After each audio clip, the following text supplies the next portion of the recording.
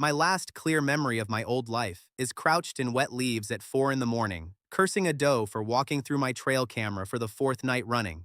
Then the rain turned into wind, and the wind turned into falling, and none of it belonged to me anymore. I do not know how a man goes from a deer blind in Michigan to free-falling through open air, and right now I do not have the spare processing power to care. What I have is wind screaming past ears that are not mine, and a body under me that is thinner, younger, and scared out of its mind. Some old calm part of my brain keeps working anyway. It always did, even on the worst hunts. It tells me the air rushing up is warm, and it smells like wet moss and rot and something alive underneath both. Stone does not breathe like that. A cliff face throws cold, dead air, nothing to smell but dust. This is warm air rising off a canopy, which means somewhere under me there are trees, not rocks, which means I might get to keep both legs when I land. That is the last coherent thought I get. Green rushes up, branches claw at me on the way through, and the whole world goes out like a blown lamp. I wake on my back in cold mud, and the first thing I understand is that these are not my hands. They are thinner, scarred across the knuckles in a way mine never were, shaking in a way mine never did. Not once, not even the year a boar charged me with my own spear still in it. The second thing I understand is that I am not alone. Bodies groan and stir in the mud all around me, 24 at least, branded on the wrist, chained at the ankle to nothing anymore, since whatever end of that chain used to matter got left at the top of the cliff. We are in a wide bowl of churned earth at the foot of a wall of rock that goes up forever, ringed by trees taller than any building I ever worked under. Somewhere above, a horn sounds, bored and official, like a man clocking a shift he has worked 1,000 times. I look up. A figure in a long gray coat stands on the rim, arms folded, close enough to see clearly, and nowhere near close enough to reach. One of the half-starved men beside me whispers the name like a curse. Vardon. He does not shout. A man who has done this 1,000 times never needs to. 10 minutes, he calls down. Then the forest wakes. Feed it well, worms. That is the whole speech. He turns his back before the last word even clears his mouth, and 24 half-starved strangers around me hear a countdown instead of a sentence and come apart at the seams. They run, all of them, together, toward the one direction that looks like safety, which happens to be downhill, toward a glint of water past the tree line. Nobody stops to ask why a path worn smooth by 1,000 desperate feet leads exactly there. I do not run with them.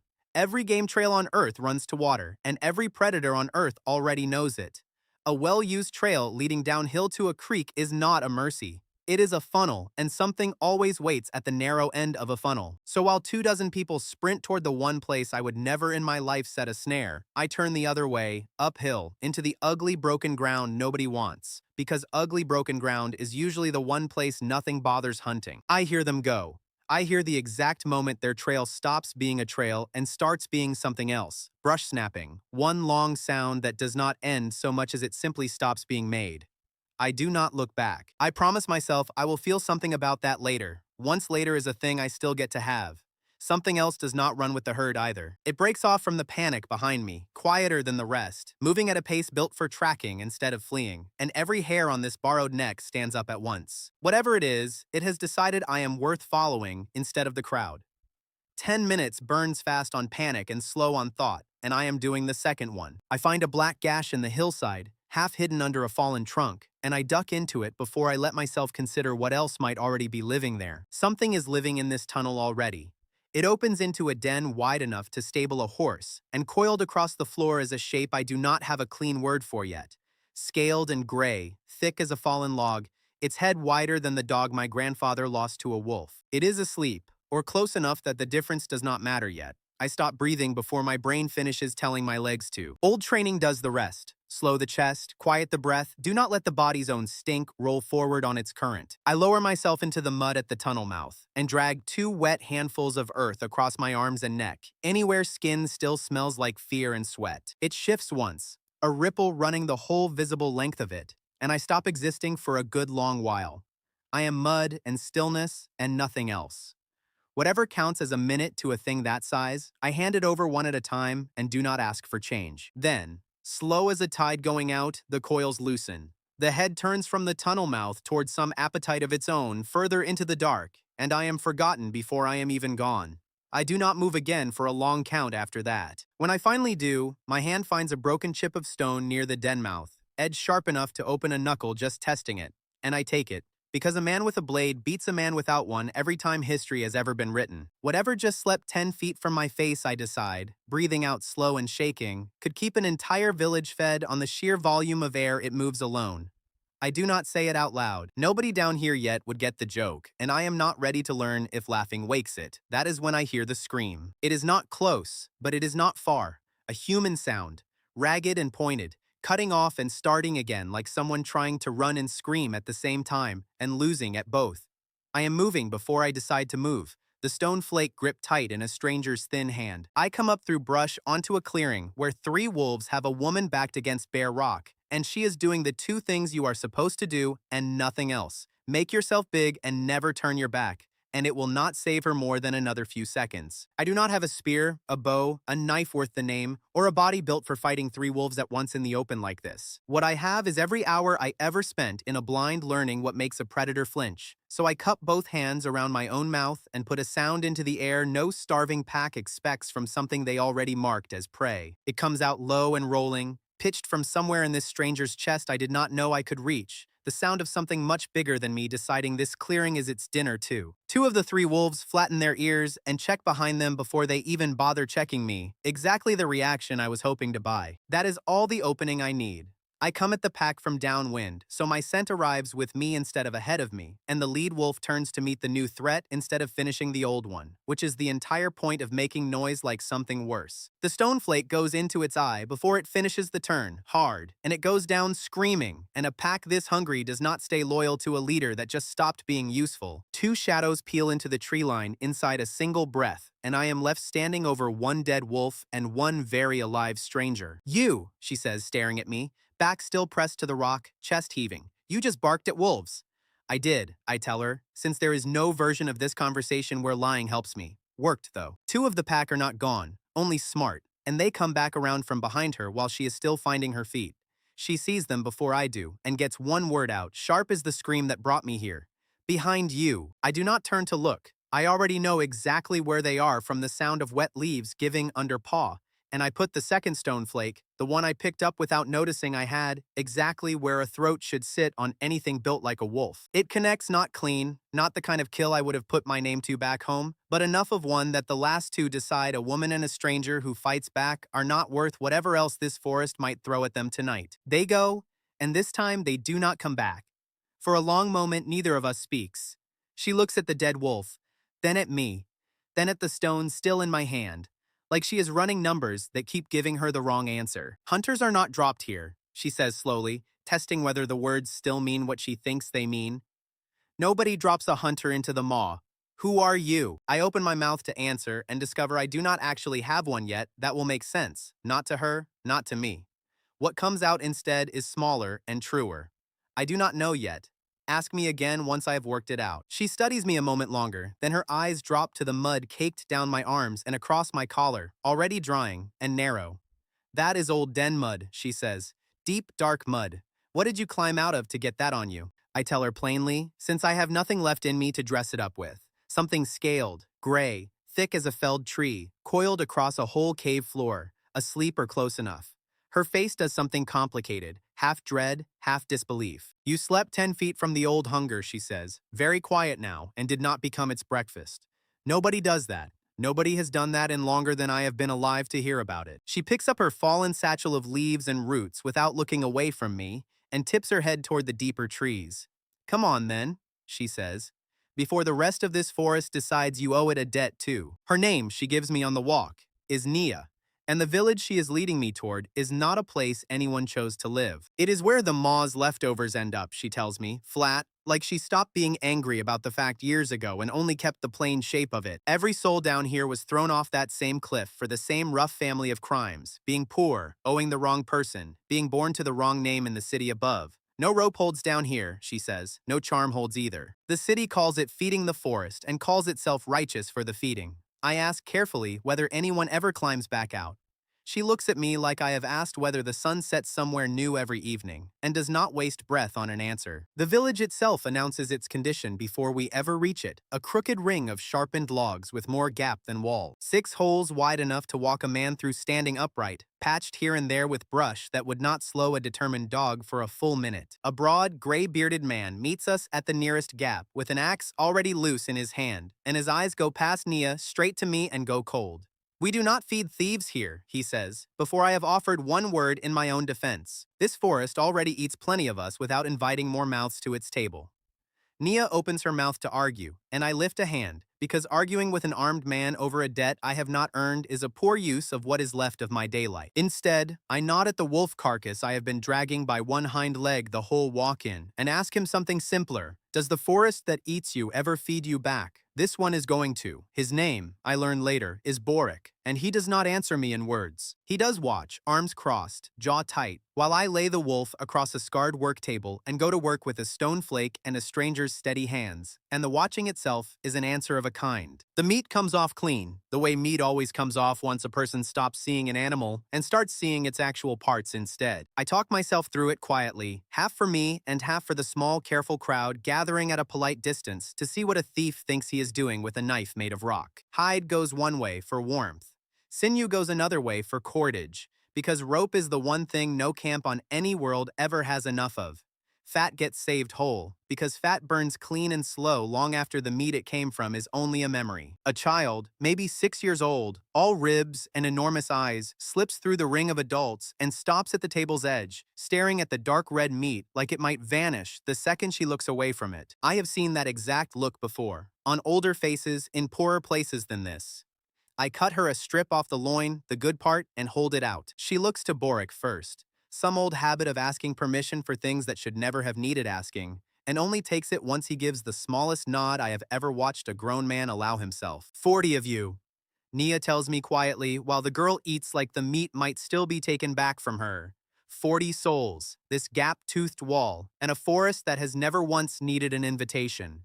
That is the whole village. That is everyone still left standing. I am still turning that number over. 40 people behind 6 holes in a fence when the light finally goes and something past the palisade shifts the brush in a rhythm that is not the wind. I am on my feet before Boric's hand finishes closing on his axe, because I already know that particular sound, something big, moving with purpose, testing gaps in a fence the way a buyer tests fruit at market, looking for the one soft enough to bruise. It finds gap number 4. Wide enough to drive a loaded cart through, and comes fast and low, a boar twice the size of any hog I ever hung a tag on, blood scent from my own butchering still thick enough on the air to have pulled it in from a mile off. I have no spear either, but I have eyes, and eyes tell me a thing this big commits to a straight line once it charges, because nothing that heavy turns well mid-stride. So I do not stand in the straight line. I lash a sharpened stake at ankle height across the gap with green cordage cut fresh off my own new sinew stock and let the boar do the rest of the work itself. It goes down hard, screaming, one foreleg folded wrong, and that should be the end of it. Instead, the fall carries it sideways into Garm, the smith who has been holding this same gap beside me with a hammer instead of a blade. A tusk opens his forearm clean to the bone, before I manage to drive a second stake all the way into the boar's own throat and finish it. 2 of them, I say, not turning around, because I have already counted the second shape circling wide in the dark, and I want whoever is behind me to know I have not forgotten it either. I am counting. The second one thinks better of it the moment its packmate stops moving and peels off into the tree line the same way the wolves did. That tells me something useful about how thin the line actually runs out here, between hunting you and simply deciding tonight you are not worth the trouble. Nia is already at Garm's arm with clean cloth and something green and bitter smelling from her satchel. He grits through the stitching without one sound. That tells me more about this village than any speech Boric could ever give me. These people do not have spare breath left over for complaining. Dawn comes gray and slow, and I walk the fence line before anyone else is awake, because a night that costs a man his forearm is a night you study hard, not a night you sleep off. What I find at Gap 6 stops me cold. A single track, pressed deep into the churned mud, wider across than both my new hands laid flat side by side. The kind of print that does not belong to anything that hunts in packs or spends one moment worrying about being hunted back. I know that shape. I met it sleeping 10 feet from my own face yesterday morning. It did not come to feed last night. it came to look. I am still crouched over that print, working out exactly what the difference is going to cost this fence, when a small flat gleam catches the corner of my eye, high on the cliff rim above the tree line, gone again before I can be certain I saw it at all. Somebody up there has a lens, and somebody up there was using it on us. The forest already knows exactly where we are. Now, it seems, so does the city that paid to have us thrown to it. Blood does not stay a secret in a forest like this one.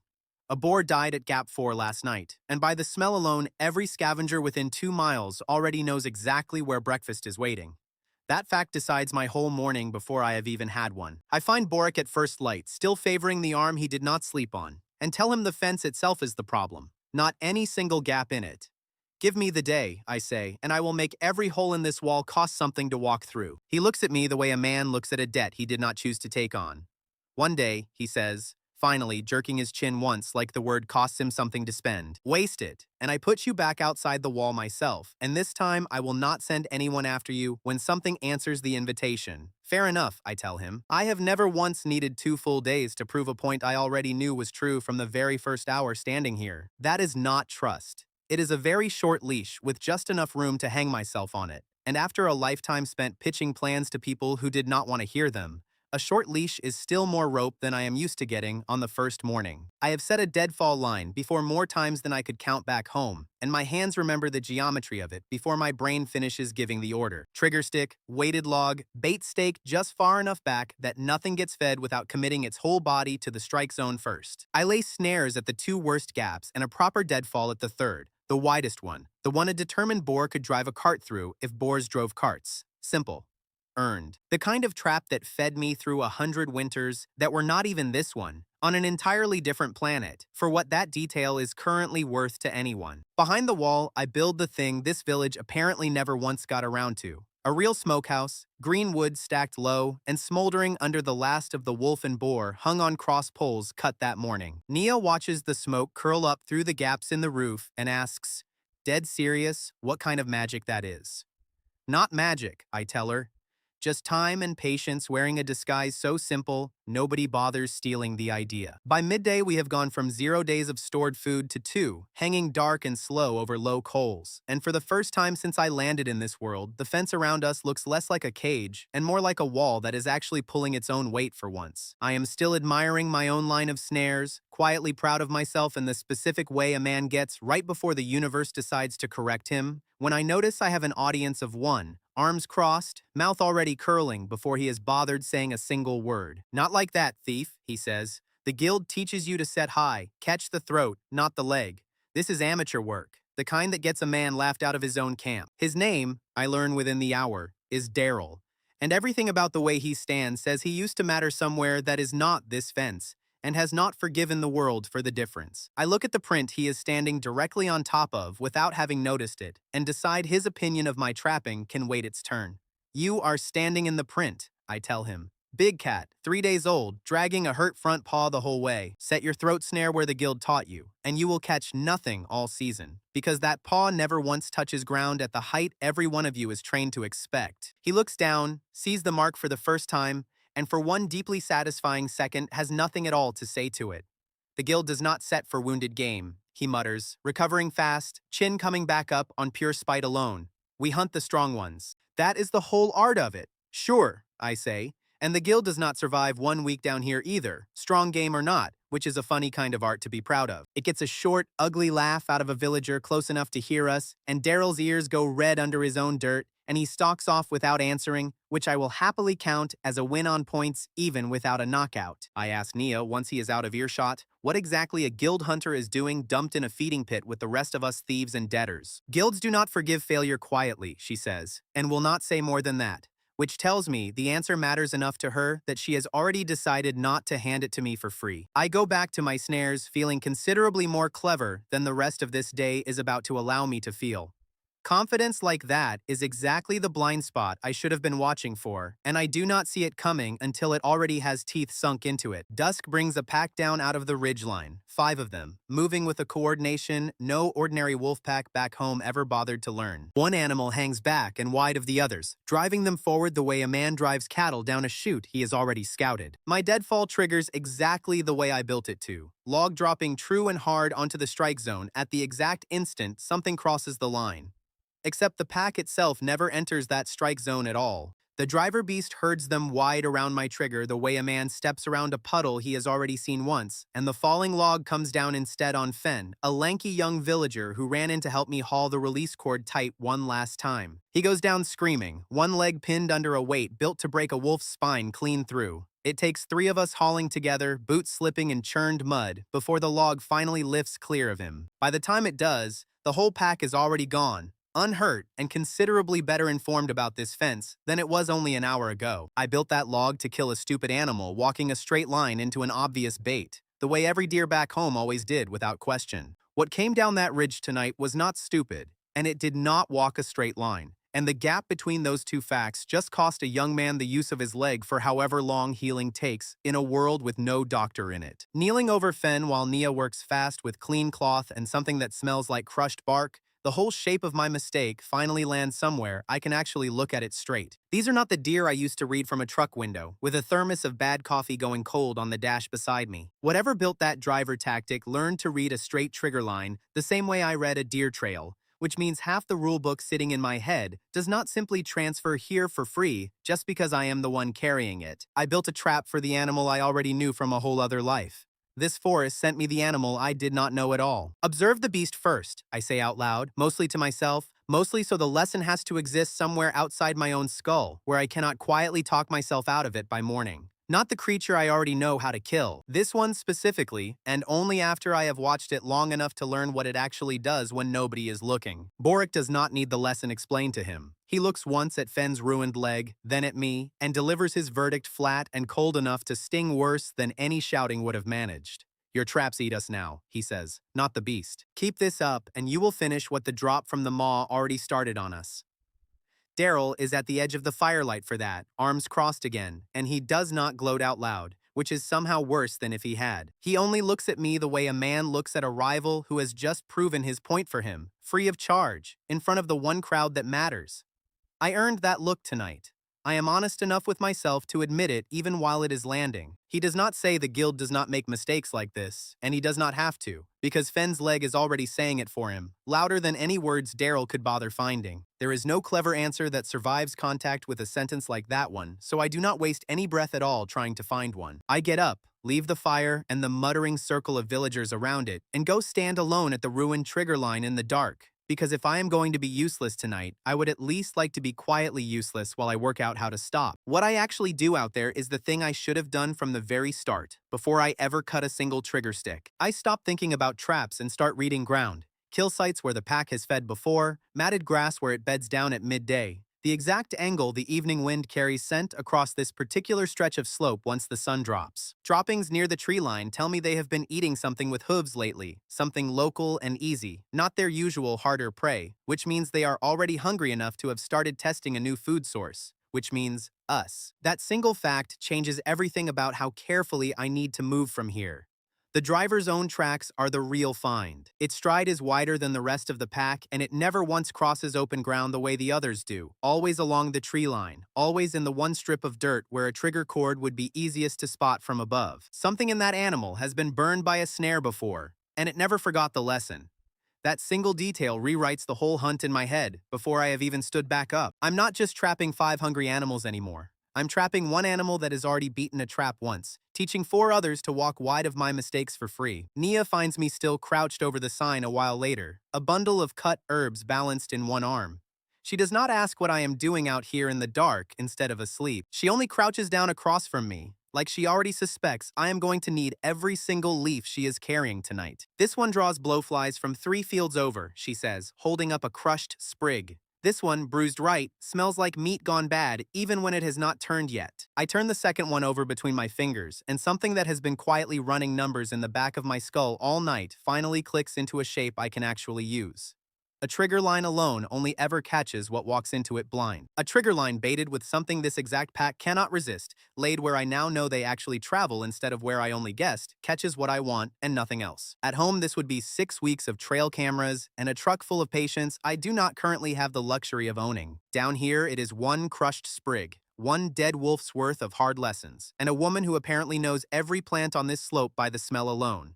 I will take the trade.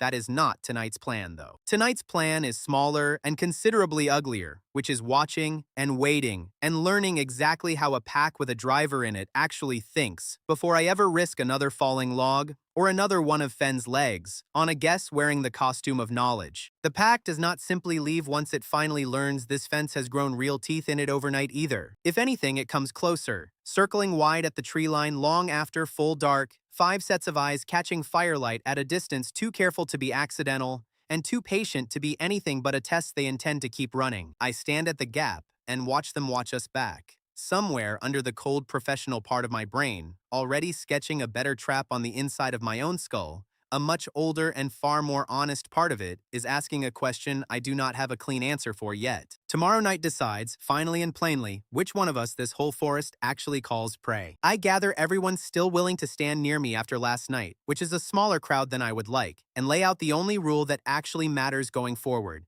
We stop hunting the animal we already know. I tell them, we start hunting the one that is actually out there, whether it looks like anything I've ever met before or not.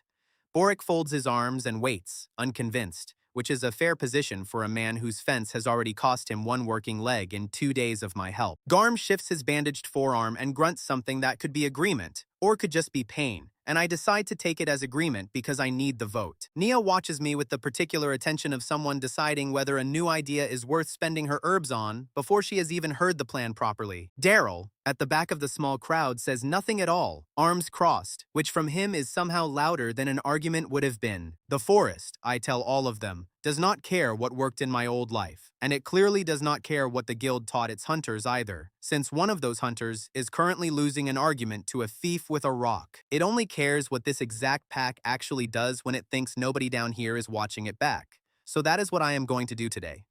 No traps. No bait staked out on a guess. Just eyes and every hour of patience I can borrow from people who have already run short on patience for me this week. I spend the whole morning doing the one thing I should have done before I ever cut a single trigger stick 2 days ago, which is nothing at all except look. The way I used to before a season even opened, before a single stand went up, before I let myself believe I already knew the answer. Kill sites first. 3 of them strung along the ridge, each one telling me exactly how this pack drops a deer.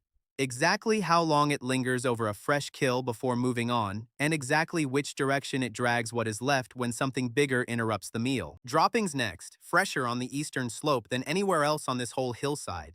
That tells me the pack actually beds down there once fed, not the wide western game trail every other hunter down here would assume out of pure habit, simply because it looks like the obvious path. Wind last, because wind is the one variable that decides whether any of the rest of this knowledge is worth a single stone flake. I walk the slope twice at different hours, just to feel how the evening air actually moves once the sun starts dropping behind the ridge, which is not at all the direction the morning air moved. By afternoon, I have a plan that does not depend on the pack walking blind into anything, the way my first one did and paid for. A single trigger only ever catches a fool. What catches something smart is layers. One trap built to fail on purpose and turn the pack sideways. A second built true exactly where that turn will carry them. The one thing I do not have yet is a lure strong enough to matter.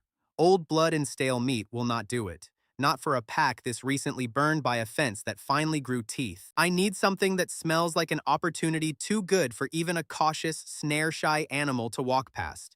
And I currently have exactly none of those growing in my own head. Nia solves the gap before I have even finished explaining it out loud. She holds up a root she has apparently been carrying half the day without telling me why. Dark and faintly oily where she breaks the skin of it open under my nose. Crush this into old fat, she says, and even a wolf that has already learned to fear a fence will forget every lesson it ever learned the moment it catches the smell. I ask her honestly how she knows a thing like that works. She tells me plainly, the way she tells me most things, that her mother traded in exactly this route for exactly this purpose. Years before the maw took her mother the same slow way it eventually took everyone else down here worth listening to. That is the whole reason her knowledge works and mine only ever half does on its own. Mine is borrowed wholesale from a world that owes this one nothing. Hers grew here across a lifetime and a mother's lifetime before that, and it already knows every shortcut I am still guessing my way toward, one broken batch at a time. We build the layered line together through the last hour of good daylight.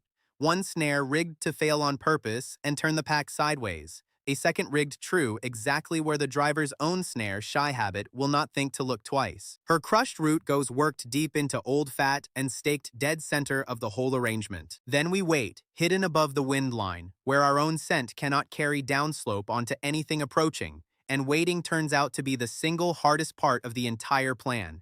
My legs cramp inside 20 minutes. Nia does not move one muscle for over an hour, which tells me she has done this exact kind of silent, patient work before, more than once, for reasons that were not always about wolves. The pack comes at full dark, 5 low shapes moving along the tree line, the driver out front this time instead of hanging back, cautious, testing the air the way it tested our old fence line 2 nights ago before it ever committed its own body to anything. It stops dead at the false snare, exactly the way I hoped it would, head swinging low, and turns the whole pack toward the one narrow path I actually need them walking down. My pulse is doing something I have not felt in years, the particular kind of quiet that only shows up right before a plan either works completely or falls apart completely. The route does the rest of the work for me. Even from the rise, I can see the driver's head come up sharp at the smell of it. Some old hunger in that one animal overriding whatever hard lesson taught it to fear a snare line in the first place. One by one, the pack funnels into the true line behind it. Every single trigger fires exactly where I built it to fire. It is over in less time than it takes to describe out loud afterward. 5 animals down, clean, no screaming villager pinned underneath any of them this time. No wasted log, no lesson bought in someone else's blood. For a long moment, neither Nia nor I say a single word. Both of us just staring down at a kill that finally, for once, went exactly the way it was supposed to on paper. The village comes out at the sound of it, Boric first, torch raised high, clearly expecting to find another fen lying broken in the mud somewhere close by. What he finds instead is 5 animals laid out in a clean line, and 1 thief and 1 traveling herb woman standing over the kill without 1 fresh mark on either of them. He looks at the kill a long time before he looks at either of us. Then, slower than I expect and clearly costing him something in his own chest to say out loud, he turns to Nia instead of to me. "What else do you know, healer?" he asks her, quiet. Like the question has been sitting behind his teeth for a lot longer than tonight alone. It is a small sentence. It would not sound like much to anyone who had not been standing here long enough to watch what it actually cost a proud, frightened old man to say it plainly, in front of his whole remaining village. But I watch Nia's entire posture change the instant it lands. This is a woman this village has apparently spent years talking past instead of to, being asked, plainly in front of everyone, what else she happens to know. She answers him carefully at first, then faster, listing 3 more plants growing within half a day's walk that could do for medicine and food storage what this one root just did for hunting. Boric listens to every single word of it this time, nodding along instead of waiting his turn to talk over her, the way I suspect he has done for years without ever once noticing he was doing it. It is not much of an apology. It is also, very clearly, not nothing either. Fen watches from a bench near the fire, legs splinted and propped stiff in front of him.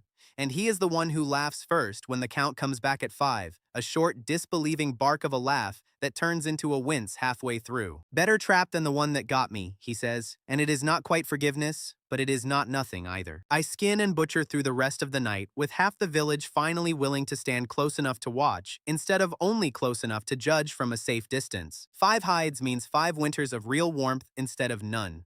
Meat stacked into the smokehouse pushes our stored food from 2 days to 5, real countable days, not hoped for ones. A boy no older than 8 wraps himself in 1 green, still warm hide before I've even finished scraping it properly clean, and falls asleep sitting bolt upright against the smokehouse wall. Warm, for what Nia tells me quietly, is the first full night since the winter before last took his father from him. That is the only number tonight that actually matters to me. Nia sits across the low fire from me once the real work finally slows down, and I catch myself doing arithmetic out loud without meaning to, staring into the flames like they owe me an answer. Enough wood there for maybe 6 hours of clean burn, I say, which is roughly how much smoked meat that translates into if I feed the coals right, and do not waste a single log on showing off. "You are counting firewood," she says, flat, somewhere between disbelief and something almost fond despite herself.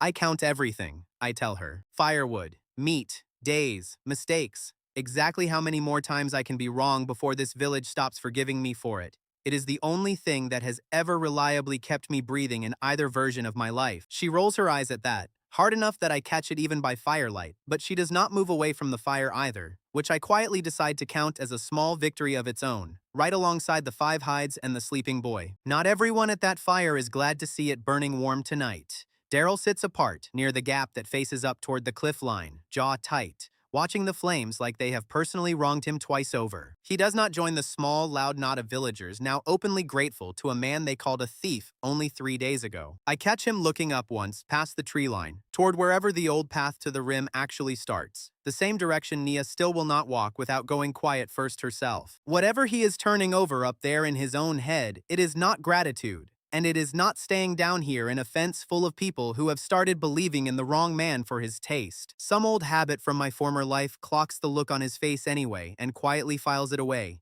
The same instinct that used to tell me which coworker was updating his resume before he ever said a word about leaving. I do not say anything to him about it tonight. I just remember it, the way I remember everything else that might one day matter.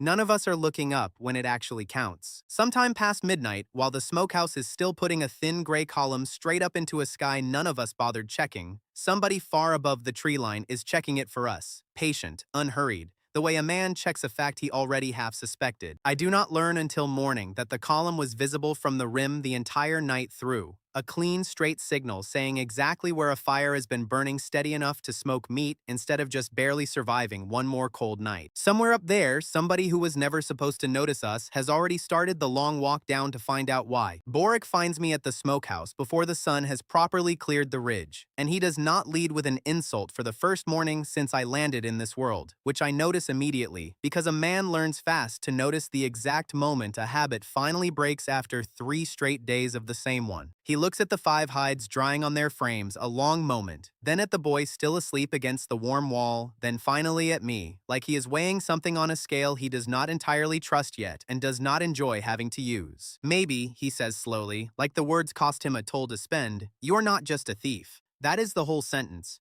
He does not apologize for the axe he held on me 3 days ago, or for telling me plainly that this forest already ate plenty of us without inviting more mouths to its table. He turns and walks off to check the eastern gap before I can answer him, which I am fairly sure is deliberate, and which I respect more than I expected to respect anything a man with an axe ever said to me. I am still not one of them. I know that the way you know a fence is not fully mended just because one board finally holds under a hard push. But a crack running through a wall this old is still the first place any real repair ever starts, and I will take one honest crack over a closed locked door on any morning down here. Nia collects me not long after with a satchel over one shoulder and a look that says, we are walking whether I have finished anything resembling breakfast or not, except there is no coffee in this world, only the ghost of a habit my old body keeps reaching for out of pure stubborn muscle memory every single morning. She walks me the long way around the whole territory, naming things as we go the way you name landmarks for someone who might need to find their own way home alone someday. That low-rise floods every spring without fail. That stand of black bark trees is poison to the bare hand, but harmless once dried and burned. That hollow keeps good clean water even deep into a dry season when every other spring on this slope runs to mud. At one fork in the deer trail, she stops walking entirely, and I watch something close behind her eyes, like a door swinging shut of its own weight, quiet and final. That path climbs to the rim, she says, flat, offering nothing else beyond the bare fact of it, and turns us both the opposite direction, before I can ask why a woman this steady goes this quiet at the mention of one particular trail out of dozens. I catch her, a few strides further on, tucking something wrapped in oiled cloth deeper into a hollow log at the trail's edge, quick and practiced, the motion of someone who has hidden this exact bundle in this exact spot before and fully intends to again. She does not explain it, and I do not push. Everybody down here is carrying something they have not handed to anyone yet, myself very much included. What she does explain, walking on like nothing just happened, is how the whole rotten arrangement works above us on that plateau. The city up top calls the maw a sacrifice, feeding the forest so it stays fed and never bothers climbing the cliff looking for easier meals among the people who built the wall in the first place. The truth, she says, is duller and considerably uglier than any sacrifice ever gets to be. The hunter guild up there grows rich on what this forest produces. Hides for armor,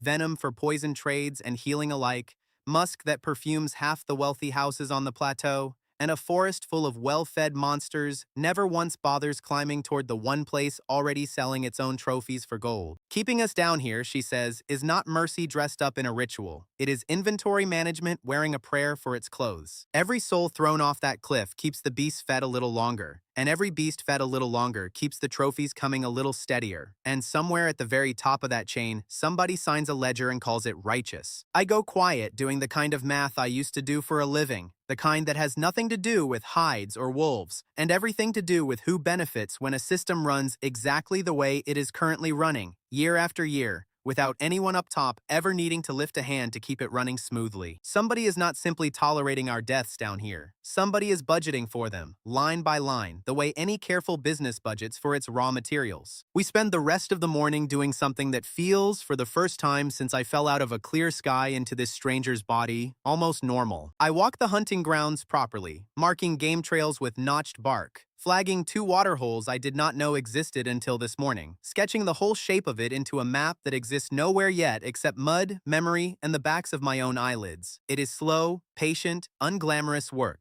the kind nobody ever puts on a recruiting poster, and it is also the exact work that turns a village from people cowering behind a fence into people who actually know the ground they are standing on, root and stone and water table. Every notch I cut into bark tonight is one less thing this forest gets to surprise us with later when it actually matters. Back at the palisade, Garm has laid out every blade, hook, and buckle the village owns across a section of stretched hide, methodically checking each one for rust and wear with the unhurried patience of a man who used to keep an entire company's equipment alive for a living, long before whatever brought him down here ever happened to him. I ask him, careful, what he did before the maw, since nobody down here volunteers that history freely, and I am curious enough to risk the question. Soldier, he says, short, then Smith after that, then nothing at all worth naming, and goes back to his buckles in a tone that makes clear the subject is closed for today. Possibly for good. A lanky boy of maybe 14 trails me the last stretch back to the fire with the specific desperate hopefulness of someone who has already decided exactly what he wants and is only waiting for a polite enough moment to ask for it out loud. His name, he tells me before I have even asked, is Pip, and he wants to learn to hunt the way I hunt, not the way this village has always hunted before me. I tell him, mostly joking, mostly not, that the first lesson is doing exactly what I say without arguing the point, and he nods so seriously it is almost its own kind of comedy.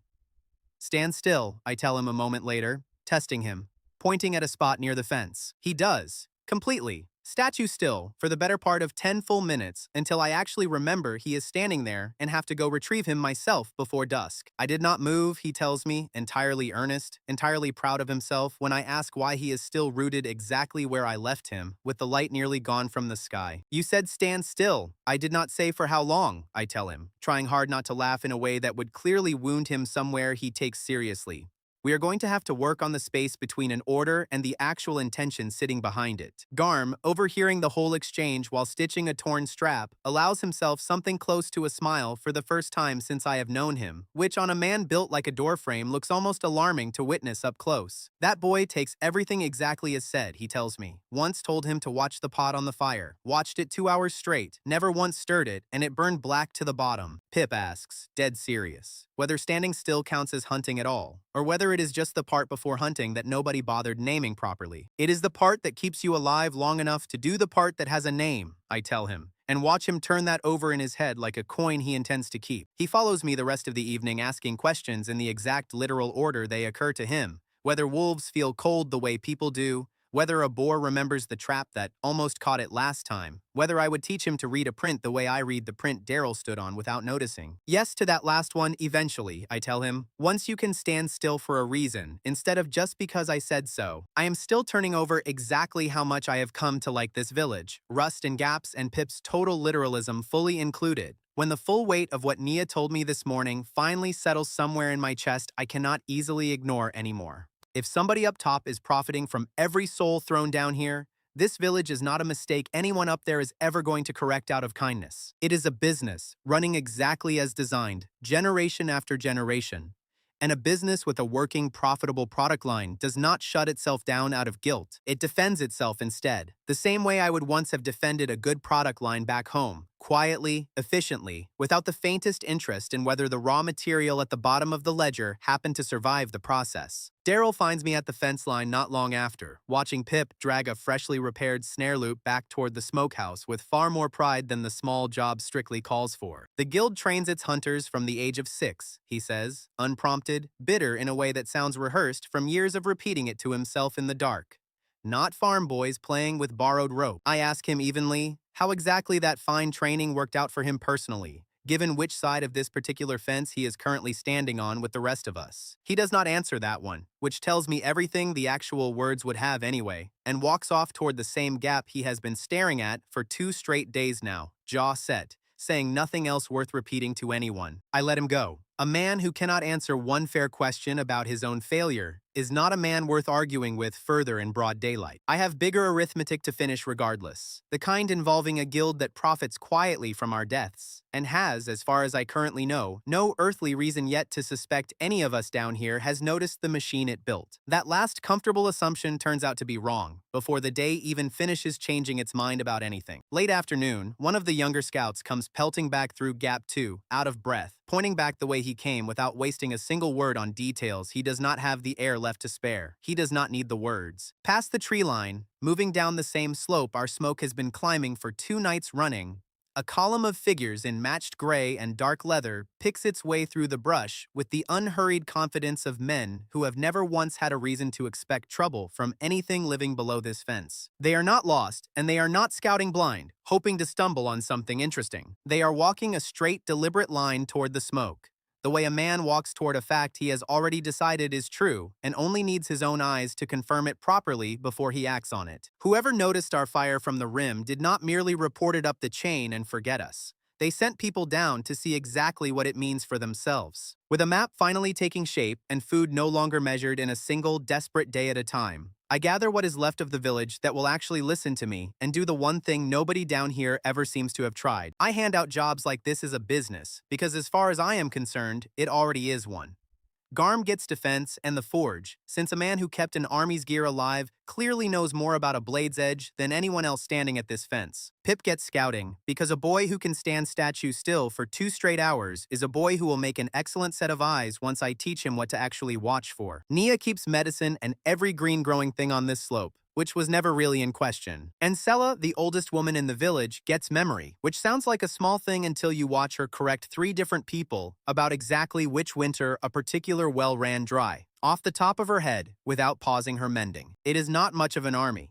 It is 4 working roles standing where there used to be 40 scared people waiting for the next thing to go wrong at them. Boric watches the whole arrangement happen without commenting, which by now I have learned to read as the closest thing to a blessing he currently has in stock. Garm takes to the forge like a man reunited with an old patient friend, straightening bent hooks over coals scavenged from the smokehouse. And within 2 days, he has turned every rusted blade in the village into something that actually holds an edge again. Pip drills the boundary trails on his own initiative, without being told twice, sketching his own crude marks beside mine until his little map nearly matches the one only I could read a week ago. Sella's memory turns out to run deeper than one well and one bad winter. She can name every soul the maw has ever dropped into this forest, going back longer than anyone else alive down here, which turns out to matter more than I expect it to the very first time we need to know whether a face at the fence belongs to someone who was ever actually one of us. The forest hands me my first real trophy 2 days later, and it very nearly takes my hand along with it. A cat with venom glands under its jaw, the kind Nia warns me about after I have already half-skinned the thing. Works are not meat. Our wealth, provided the sack stays whole and nobody's fingers slip while draining it. My fingers do slip, once, and only the fact that I have already tied off the duct with wet cord saves me from finding out exactly what that venom does to a human arm firsthand. I sit back afterward, breathing harder than the actual kill required, holding a small clay vial of something that could be worth more than every hide we have taken combined. Nia will not let me touch a second gland without gloves cut from the cat's own hide first, and watches the whole second extraction with her jaw tight the entire time, one hand hovering near the cord like she is prepared to cut my wrist free of my own arm if the cord slips before I do. It does not slip. My hands remember exactly how careful they are supposed to be now. "This is worth something" is a very different sentence than "this will not kill you," she tells me afterward, flat, and I do not have an argument that beats hers. Every real trophy this forest offers apparently comes with its own honest price tag, stapled directly to the danger of collecting it, and venom is only the first of what I suspect will be a long, expensive list. This is not food, I say out loud, mostly to myself, turning the vial slow in the last of the daylight. This is money. Real money, the kind that buys things a smokehouse and a sharp stone never will. Nia looks at it like I have just explained fire to someone who has only ever seen ash.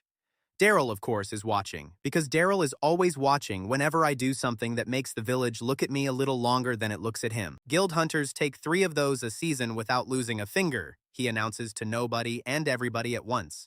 Watch how a real hunter handles the next one. He gets his next one 2 days later. A big ridged boar he tracks loud and confident straight up the wind instead of across it. The exact mistake I would have beaten out of a first-year apprentice back home inside one single lesson. He announces his approach to half the village before he even leaves the fence, certain enough of the outcome to want witnesses lined up in advance for it. The boar smells him from 40 yards out and puts him on his back in the mud before he gets a single clean strike in. Tusks close enough to his ribs that Garm has to haul him backward by the collar before the animal can finish deciding whether he is worth the extra effort of killing outright. He comes back to the fence limping, furious, saying nothing to anyone who asks if he is hurt. I take the same boar an hour later from downwind, quiet, patient, one good thrust where the hide is thinnest behind the foreleg, and it goes down without ever once knowing exactly where I was standing. Look, I say, mostly to Pip, since Pip is the only one currently taking actual notes on any of this. That is how a real hunter handles it. Pip, delighted to have an assignment, starts keeping score out loud from that point on. Dead serious, counting every kill either of us makes for the rest of the week like it is an official ledger somebody appointed him to keep. Daryl too, Thief 9, he announces at dinner, entirely without malice, which somehow makes it land harder on Daryl than any actual insult could have managed. The whole village heard both hunts happen, and I watch something shift in the way they look at me afterward.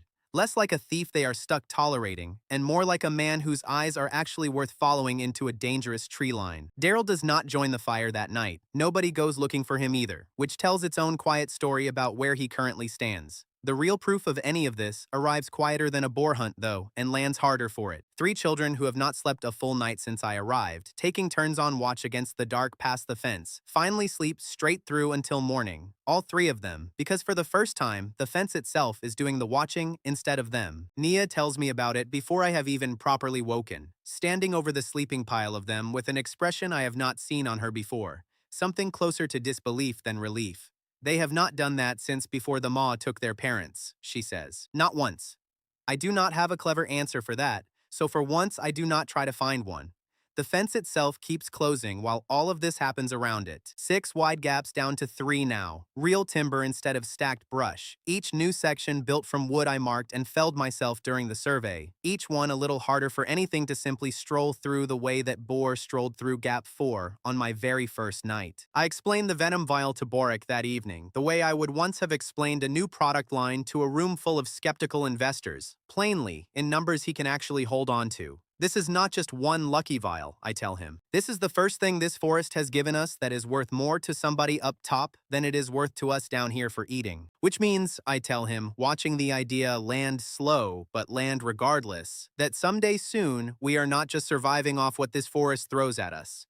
We are selling it back to the very people who threw us away in the first place. Boric does not answer that one either, but he does not walk away from it this time, and I count that as its own small kind of progress. Sella, listening from her mending the whole time without appearing to listen at all, chooses exactly that moment to announce, to absolutely nobody who asked, that the last time anyone down here tried selling anything up top, the buyer paid them in counterfeit coin and had the seller's hands cut off for the trouble of complaining about it. The fire goes dead quiet for a long, uncomfortable beat. Sella, entirely unbothered by the silence she has just created, goes right back to her mending, like she has simply remarked on the weather. Pip, equally unbothered, asks with total sincerity whether that means we should count our future coin twice before agreeing it is real. It does mean exactly that, I tell him, and Sella nods along like she has just been proven right about something important, which, strictly speaking, she has. I decide quietly that I like this village considerably more for containing exactly one woman who says the true thing at the worst possible moment without fail. Boric tells her without much heat in it that nobody asked for the story about the hands.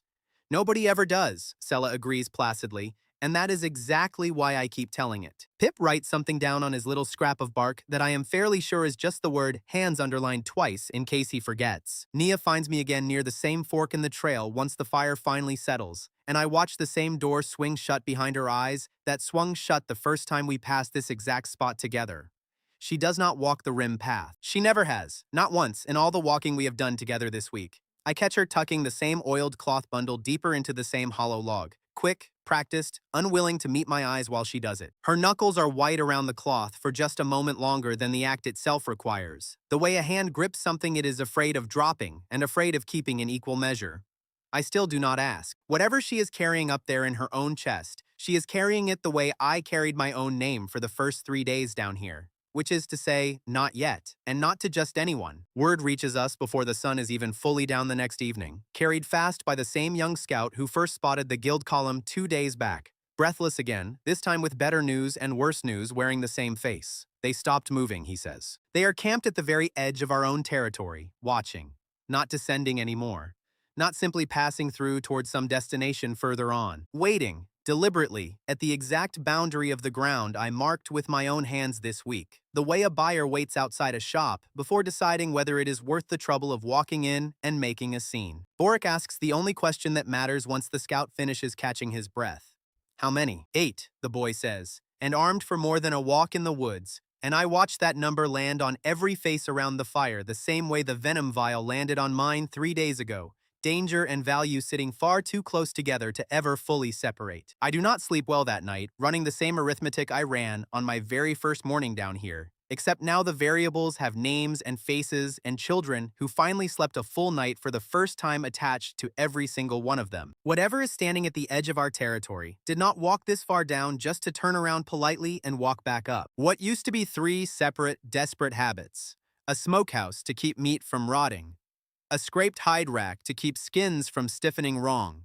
A ring of traps to keep the fence from being a polite suggestion.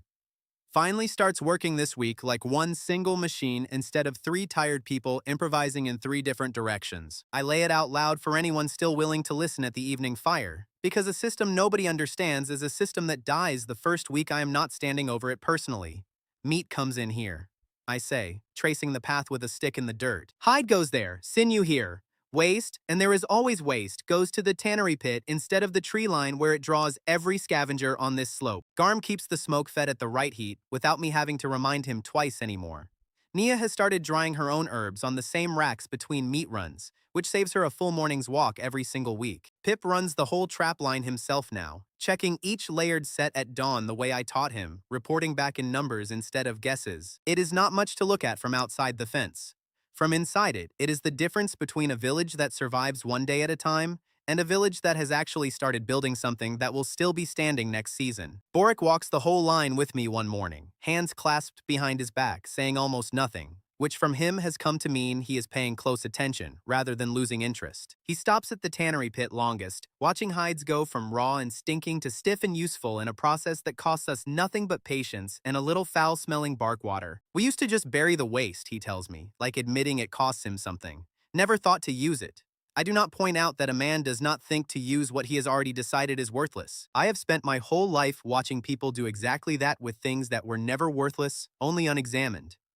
The numbers say the same thing plainer than I can. Stored food climbs past 10 full days for the first time since I fell out of a clear sky into this body. 10 real days a person could count on their fingers without lying to themselves about it. And for a village that spent its whole existence one bad week from starving, 10 days might as well be a fortune. Children eat until they actually stop on their own instead of until the food runs out from under them, which I am told has never once happened here before. Not in living memory, not even in the good years. 3 of them sleep clean through another full night without anyone standing watch at all. And this time it is not a novelty, it is simply what a night is now. Nia watches the sleeping pile of them with an expression that has stopped being disbelief and started being something closer to plain, unguarded hope, which on her face is rarer and more dangerous looking than any wolf I have faced down here so far. We are not just surviving anymore, she says quietly. We are actually living. I do not correct her, because for once, I agree completely. Even Sella softens toward the change in her own particular way, announcing at length one evening that the stew finally has enough fat in it to actually stick to a person's ribs properly, which from a woman who otherwise specializes in delivering bad news at the worst possible moment counts as something close to a blessing. Pip asks if that means we are rich now. Not yet, I tell him.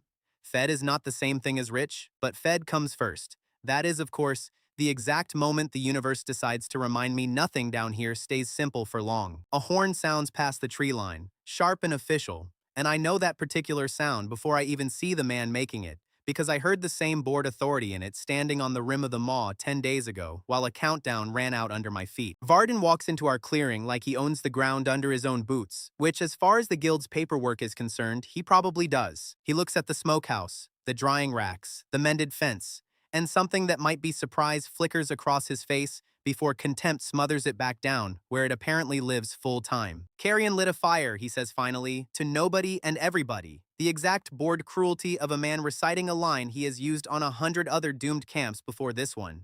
Cute. He lets the word sit there a long moment, longer honestly than the actual threat that follows it, and somewhere in the back of my head, the old part of me notes, purely as a professional observation, that his pause is doing more work than his sentence is. He does not remember me specifically, which does not surprise me. I was one face in 24 falling bodies to him, gone before the horn even finished its 10-minute countdown. I remember him perfectly, though, standing on that rim in his long gray coat, turning his back before the last word of his own speech had even finished leaving his mouth. Everything the pit takes belongs to the guild, he announces next, like he is reading it off a ledger memorized so many times the words have stopped meaning anything to the man saying them. Hides, meat, whatever trinkets you have been digging out of carcasses. Bring it to the rim by week's end, and the guild will consider not clearing this whole nest out early. I feel the whole village go very still around me. The specific stillness of people who have spent their entire lives being told exactly what happens when a demand like that gets refused. Borik's jaw works once, twice, and says nothing, because Borik has learned the hard way that arguing with a guild coat rarely ends well for the person doing the arguing. I step forward instead, and for the first time since I landed in this body, I feel the whole village shift its weight behind me without a single word passing between us. The way a crew falls in line behind a foreman, they have finally decided to trust with the actual talking. It is a small thing. It is also the first time this village has ever moved as one animal, instead of 40 separate frightened ones. We are not cattle you get to tax, I tell him. Plain, no heat in it. The same flat tone I would have used quoting a fair price to a difficult buyer back home. You want a share of what this forest gives up? You are welcome to come take it yourselves. The forest does not care whose coat you are wearing when it decides to eat you. Something moves behind Varden's eyes that is not quite anger yet, more like a man recalculating an equation that used to solve itself automatically, and suddenly is not. Nobody talks to Guildcoin like that from inside a feeding pit, he says, quieter now, which in my limited experience of men like him usually means angrier, not calmer. I do not flinch, mostly because flinching has never once solved a negotiation in either of my lives, and I have negotiated with considerably scarier people than a man whose only real weapon down here is a title. We are not asking your permission, I tell him. We are telling you the price of walking into this fence just went up considerably since the last time anyone from up there bothered counting us. He does not answer that directly. He looks past me instead, at the smokehouse, the hide racks, the mended timber where 6 gaps used to gape open like missing teeth, cataloging it the way a man catalogs something he intends to come back for later, with better tools than the ones currently in his hands. Who taught Carrion to build like this, he asks, not really expecting an answer, more talking to the fence itself than to me. Nobody taught me, I tell him. I just stopped waiting for someone else to fix what was already broken. He looks at me a beat too long for comfort, filing my face away the way I filed his coat away the very first morning I ever saw it. And I do not enjoy being on the remembered side of that particular ledger for once. One of his men, younger, less certain of himself than Varden, mutters something about the smell of the tannery being an improvement over most pits he has inspected. Varden silences him with a single look that does more work than any shout could have, and the boy falls back in line without another word, which tells me something useful about exactly how much independent thought Varden tolerates in the men under him. Growing this fast costs more than any of us have said out loud yet, though, and the cost catches up with us within the same week, quiet and unglamorous compared to any guild coat. Every new trap needs hands to check it twice a day. Every hide needs a set of fingers scraping it clean before it stiffens wrong and ruins the whole pelt. We have the roles now. We do not yet have enough people to fill every single one of them properly. Garm nearly puts an axe through his own boot one evening when a coiled length of rope shifts wrong in low firelight, mistaking it for something with scales and a very bad attitude, and the whole camp gets to watch a man built like a doorframe leap backward with a yelp entirely unbecoming of his size. He will not say why out loud. Pip, delighted, asks if soldiers are afraid of rope where Garm used to serve. Just the coiled kind, Garm mutters, and refuses to elaborate further no matter how many times Pip asks. I file that particular fear away, the same careful way I file everything else that might matter later, and say nothing about it tonight, mostly because a man is entitled to at least one fear he does not have to explain to a thief and a boy with a stick. Nia catches my eye across the fire, while Garm is still muttering about the rope, and something passes between us that does not need words attached to it. Everyone down here is carrying at least one thing they would rather the rest of the village did not see clearly. Garm's happens to be loud and coiled and currently on fire with embarrassment. Others are quieter, tucked into hollow logs instead of firelight. The bottleneck bites harder the next morning, when I count exactly how many hands we actually have against how many jobs the system now demands of them.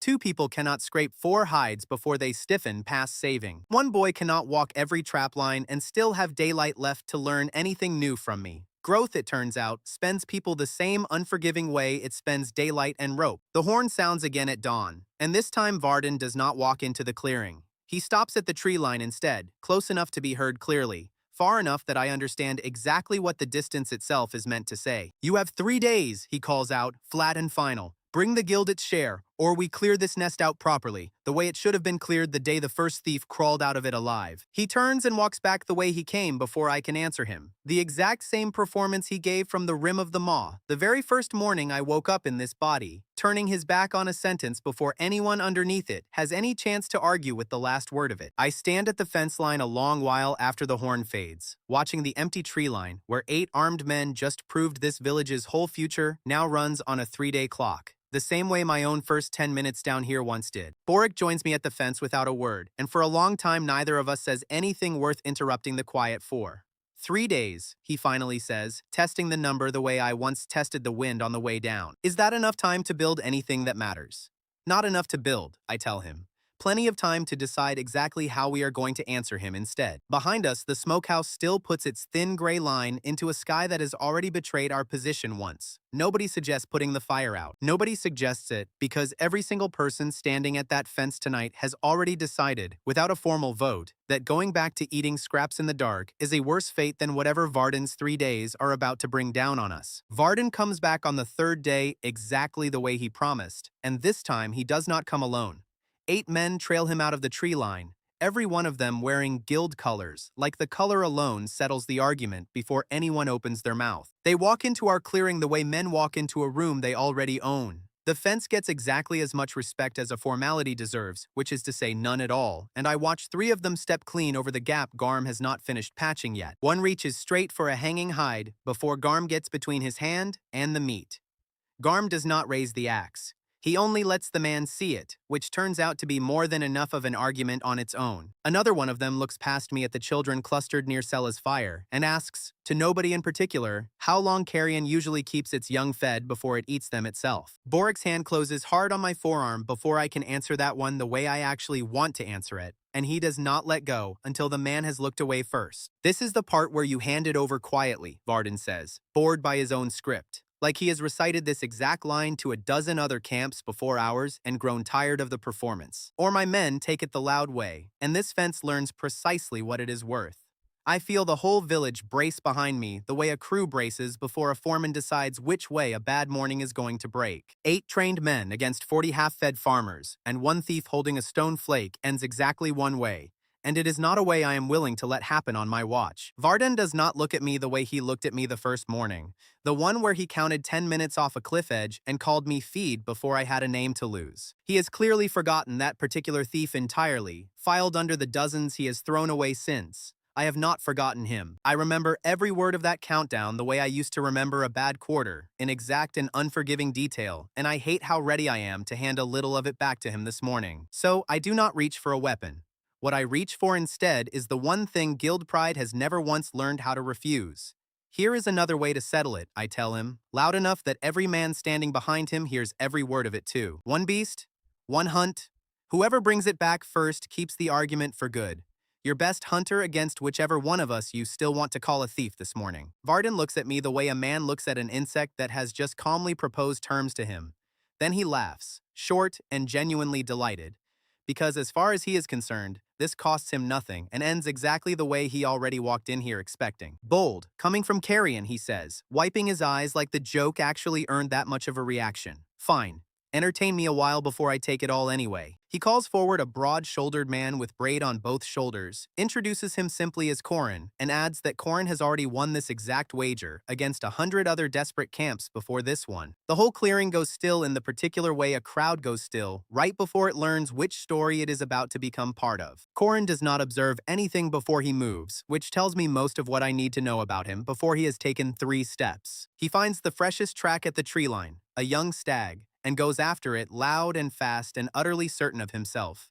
The stag hears him from 200 paces out and is gone long before he ever gets close enough for a real throw at it. Instead of slowing down and reading what just happened, he pushes harder, crashing through brush that a quieter man would have gone around without a second thought. By the time he stops to catch his breath, the whole forest around him has gone too alert for anyone to hunt in it today, stag or otherwise. He comes back empty-handed within the hour, furious, blaming the wind, the light, the ground, everything except the one true cause of his own failure. Guild training apparently teaches a man to overpower a hunt through sheer confidence. It never once teaches him to simply wait one out instead. Elite is a fine word to wear standing in a training yard. Out here, it buys considerably less than Corin clearly assumed it would. Nia leans toward me while Corin is still crashing around somewhere out of sight and asks quietly enough that only I catch it, whether guild rangers are trained to hunt or trained to be watched hunting. I tell her I am starting to suspect nobody up on that plateau has ever needed to tell the difference before today. My own turn costs far less noise than his did. I scouted this exact stretch of tree line 2 full days ago, back while Varden's men were still busy making their ultimatum sound impressive from the safety of the rim. A boar has been bedding down near the eastern spring the whole time, fat and unbothered, with no reason yet to think that anything down here in this pit is capable of hunting it back for a change. I do not chase it. I let it come to me instead, downwind, patient. The same layered approach that took a whole wolf pack down clean 3 nights ago without costing us a single loss. I settle into the same stillness that once fooled an apex predator into leaving my first morning down here alone. Breath slow, weight low.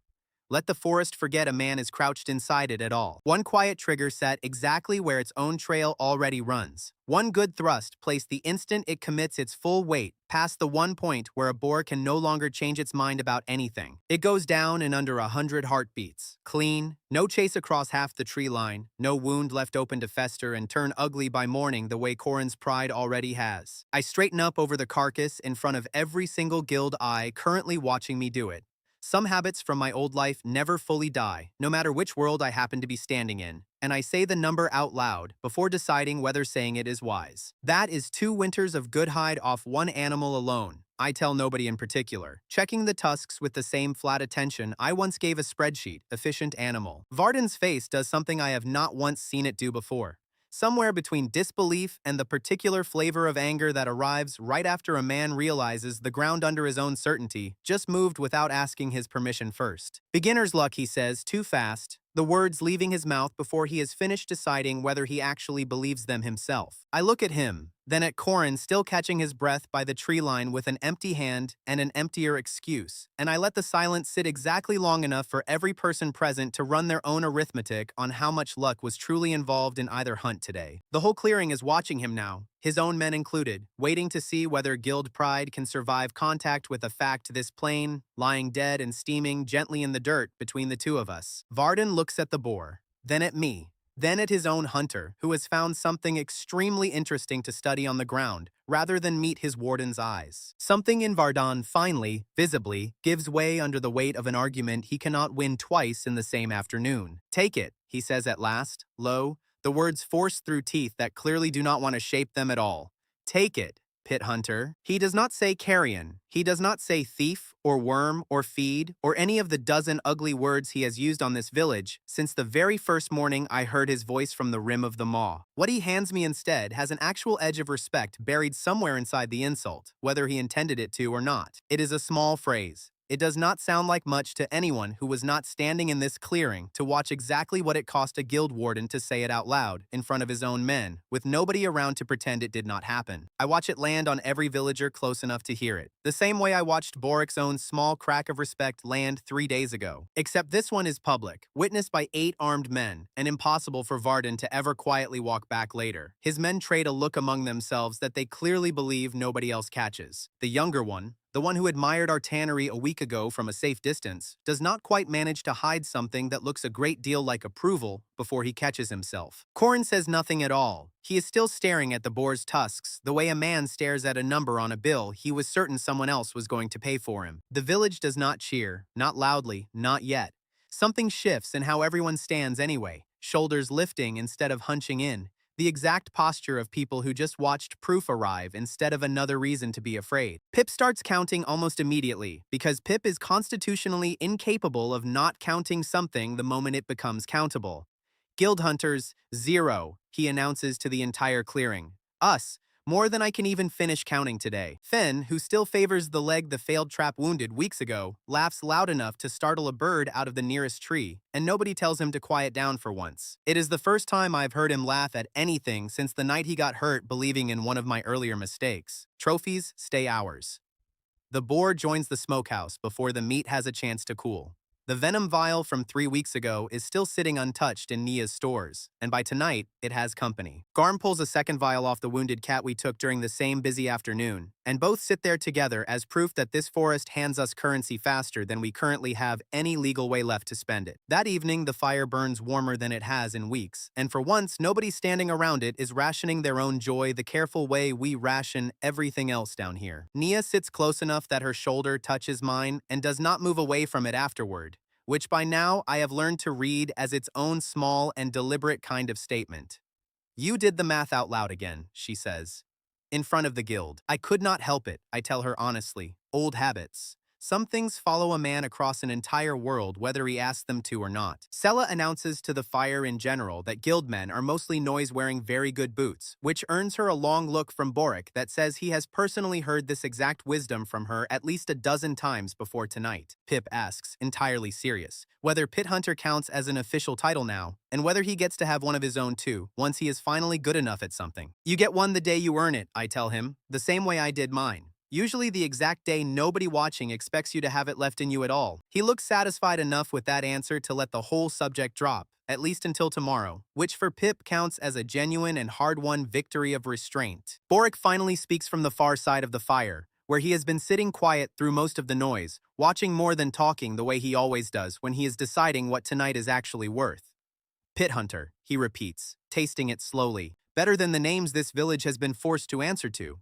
Daryl stands at the very edge of the firelight with his arms folded tight against his own chest. For half a second, something in his face almost moves before he catches it and looks away toward the rim, instead of at any of us. I file that particular look away in the same careful place I keep everything else that might matter later. The same place I have been quietly stacking small things about him for weeks now. A man who used to hunt for the guild does not enjoy watching a thief outclass one of their own rangers in front of witnesses, no matter what his face does for half a second in firelight. Varden's men leave before full dark, quieter than they arrived, and I watch the young one glance back once at the smokehouse before the tree line finally swallows the last of the column whole. Whatever story they carry back up that cliff tonight, it will not be the story Varden intended to bring home when he walked in here 8 men strong expecting an easy tithe and an easier laugh. None of us down here can see what that story actually does once it climbs all the way to the plateau.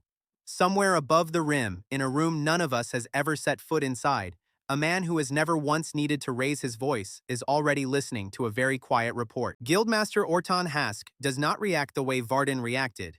He does not laugh, and he does not send 8 armed men down to make a point with axes and bruised pride. His office sits above the trade road proper, high enough that the whole line of guild carts crawling toward the plateau gate looks, from his window, like something he could pick up and pocket if the mood ever took him. He sets down the ledger he is reading, unhurried, and asks only one question, mild, almost pleasant, in the exact tone of a man confirming a fact rather than reacting to any kind of threat at all. The pit has learned to hunt, he says, turning the words over like coin before deciding whether they are worth spending.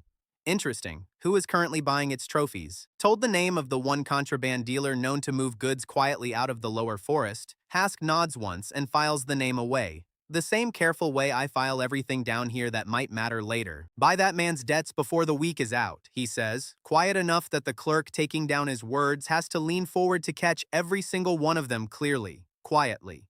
I would rather own the door than waste effort breaking it down. Down in the clearing, the fire is still burning, and the village is still celebrating the first real proof that this forest belongs to them as much as it belongs to anything else that has ever lived inside it. None of us yet know that somewhere far above us, a door we have not even found yet has already quietly changed hands without a single one of us hearing the lock turn. I fall asleep that night still turning Varden's 2 words over in my head, Pit Hunter. And it is the first name anyone in this world has given me that I do not feel any need to correct. Tomorrow will bring its own problems, the way every tomorrow down here has since the day I first hit the canopy.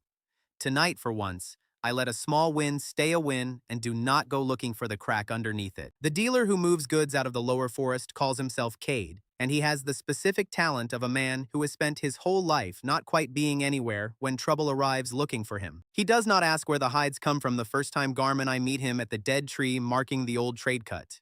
He only asks what we have, weighs it with his eyes, and names a price that insults us both slightly less than expected. 2 venom vials, a stack of good hide.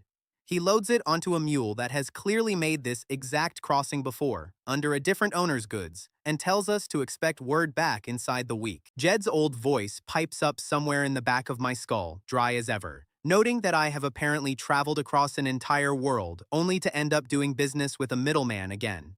Some things, it seems, are simply load-bearing in every version of a life. Garm does not trust Cade an inch, and says so the moment the man is out of earshot, arms folded, watching the dust settle behind the mule. I tell him trust is not the point. The point is that Cade needs us paid as much as we need him honest, and that particular math tends to hold better than most promises do. The week does not take long to pay us back. Cade returns with our first real silver, small dull coins that mean nothing to anyone up on the plateau and mean everything down here in the dirt. I count it twice, the way I used to count a first quarter's real revenue after years of projections. 12 coins, not a fortune. The first proof that this forest can turn into something other than survival. Boric holds 1 coin up to the firelight like it might be counterfeit, turning it over slowly, and admits out loud that he has not personally held silver since before the guild struck his name from anything that mattered. Pip wants to bite one to test it, having heard somewhere that this is how real coin gets tested, and looks genuinely disappointed when I tell him a hunting knife does the same job without risking his teeth on guild-minted metal. Sella declares that 12 coins will not buy back a single one of the years the guild took from any of us sitting at this fire, and then adds immediately that 12 coins will absolutely buy a great deal of salt, so she is not against it exactly. Word of a hunting village that feeds itself and trades besides does not stay contained to 1 dealer and 1 mule track.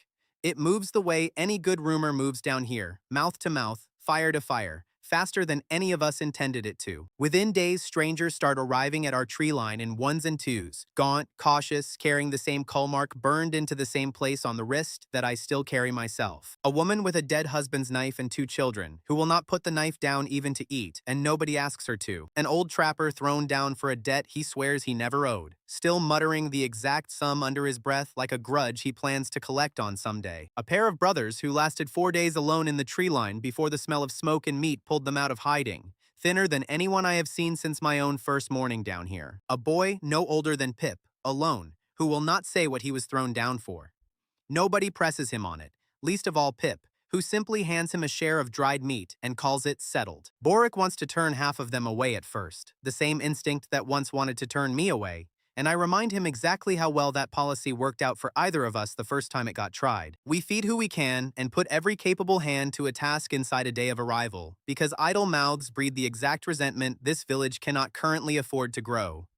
The count climbs faster than any of our stores do. Garm complains, not for the first time, that we are building an army out of farmers, debtors, and 1 very literal-minded boy, and that none of it will matter if the palisade cannot hold a determined push before winter. I tell him he is in charge of making sure it holds then, and watch him grumble off satisfied to have been handed exactly the problem he was already trying to create. 40 becomes 60 within 2 weeks. 60 becomes closer to 100 by the time Pip gives up trying to keep an exact tally out loud and simply starts drawing tally marks into the dirt by the gate instead. Nobody has agreed on an official name for this place. I keep catching new arrivals calling it the pit anyway, without the old bitterness attached to the word, the way a man says the name of a hard job he is nonetheless proud to hold. Boric tries once to suggest something grander, a proper village name befitting what we are apparently becoming. Sella shouts him down before he finishes the thought. Naming a place before it survives its first real winter, she informs him flatly, is exactly the kind of arrogance that gets a settlement cursed. One evening, an old man who arrived with nothing but the clothes he fell in stands at the edge of the new cook fire, watching children chase each other around it instead of huddling silent the way exiles are supposed to huddle. I thought this was where people came to die, he says quietly, to nobody and everybody at once, watching a boy trip and laugh instead of cry about it.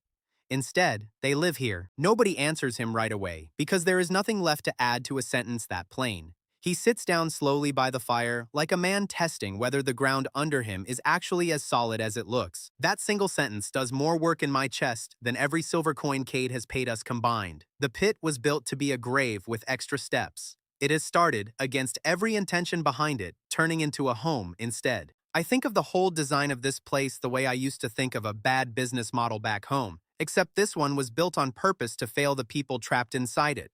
A graveyard that keeps the wolves fat and the plateau safe. Nothing more. Except graveyards do not grow gardens, and this one now has 3, planted by hands that used to only know how to run.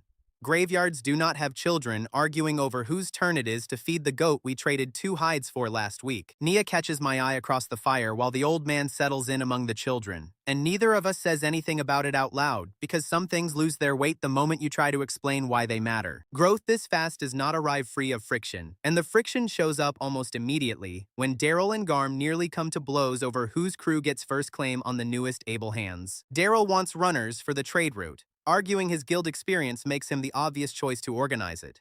Garm wants bodies for the palisade. Arguing a wall does nobody any good if it falls before the first cart ever leaves. Some guild ranger you were, Garm mutters, loud enough to be heard, if you cannot even manage men without stealing mine first. Daryl snaps back that at least he did not spend the whole Corin business hiding behind a fence post pretending to check the hinges. Neither insult lands especially deep, but both men have clearly been saving up smaller grievances for exactly this moment, and for a few seconds, it looks like the argument might actually turn into something with fists in it. Pip settles the argument in the single most Pip way available to him, by walking directly between the 2 men mid-shout and asking, with complete sincerity, whether they would like him to count out loud so they know exactly when to stop yelling. Both men stare at him. Then, absurdly, both men actually laugh, the tension breaking the way it only breaks when a child accidentally says the true thing nobody else was willing to say first. I settle it properly a moment later, splitting the new arrivals between defense and trade the way the numbers actually demand, rather than the way either man's pride demands, and both grumble exactly the correct amount before getting to work. The system itself needs restructuring almost as fast as the population grows past it. One hunting party covering the whole tree line worked fine at 40 souls. It does not work at 100. I split us into smaller hunting cells instead, each with its own stretch of ground, its own trap lines, its own reporting rhythm back to me and Nia by evening, the same way I used to split a crew across shifts back when shifts were the whole of my old life. Garm takes the western defense line. A returning trapper named Aslan, quiet and competent, takes the eastern trap cells without being asked twice.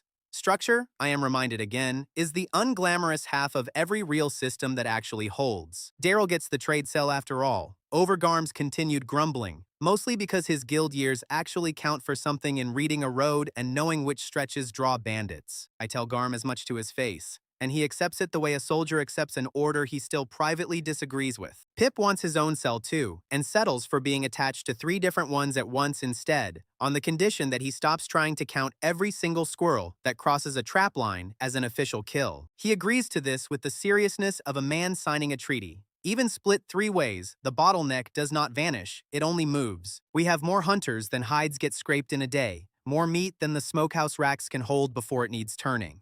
More new mouths than any single person can keep a fair count of anymore. I catch myself missing the plain arithmetic of a single fence and 40 names I used to know by heart, back when I could count every mouth in this camp on my own 2 hands. Growth spends organization the same unforgiving way it once spent daylight and rope, and there is no version of success down here that arrives without a new bill attached to it. Then the week that started with silver ends with silence instead, which in my experience is always the more dangerous of the 2. Cade does not meet us at the dead tree on the day he is expected. Garm and I wait past dark with a full mule load of hide and 2 more vials, and nothing comes back down that trade cut except the wind. We find him 2 days later at a smaller crossing further south, and he will not meet my eyes while he explains it. The route is closed, he says. Not by the weather, not by beasts. Closed by someone with money enough to close it properly. He will not sell our goods anymore. Not at any price. Not through any dealer he knows on either end of that road.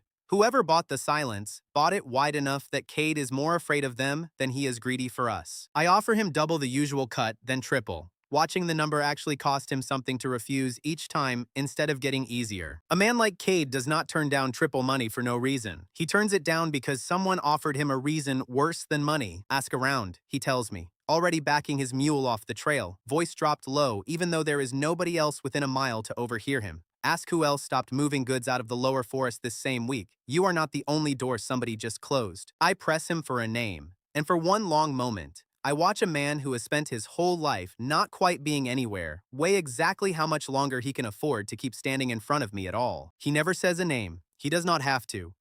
The pattern is already plain enough on its own. The same one I felt gathering the night Varden's men limped home from a hunt they were supposed to win easily. Somebody with real money moved before we ever knew there was a race to move in, buying the market shut as carefully as a man buys a well, before telling the village underneath it that the water now belongs to him. Whoever it is did not send 8 men or a horn and an ultimatum.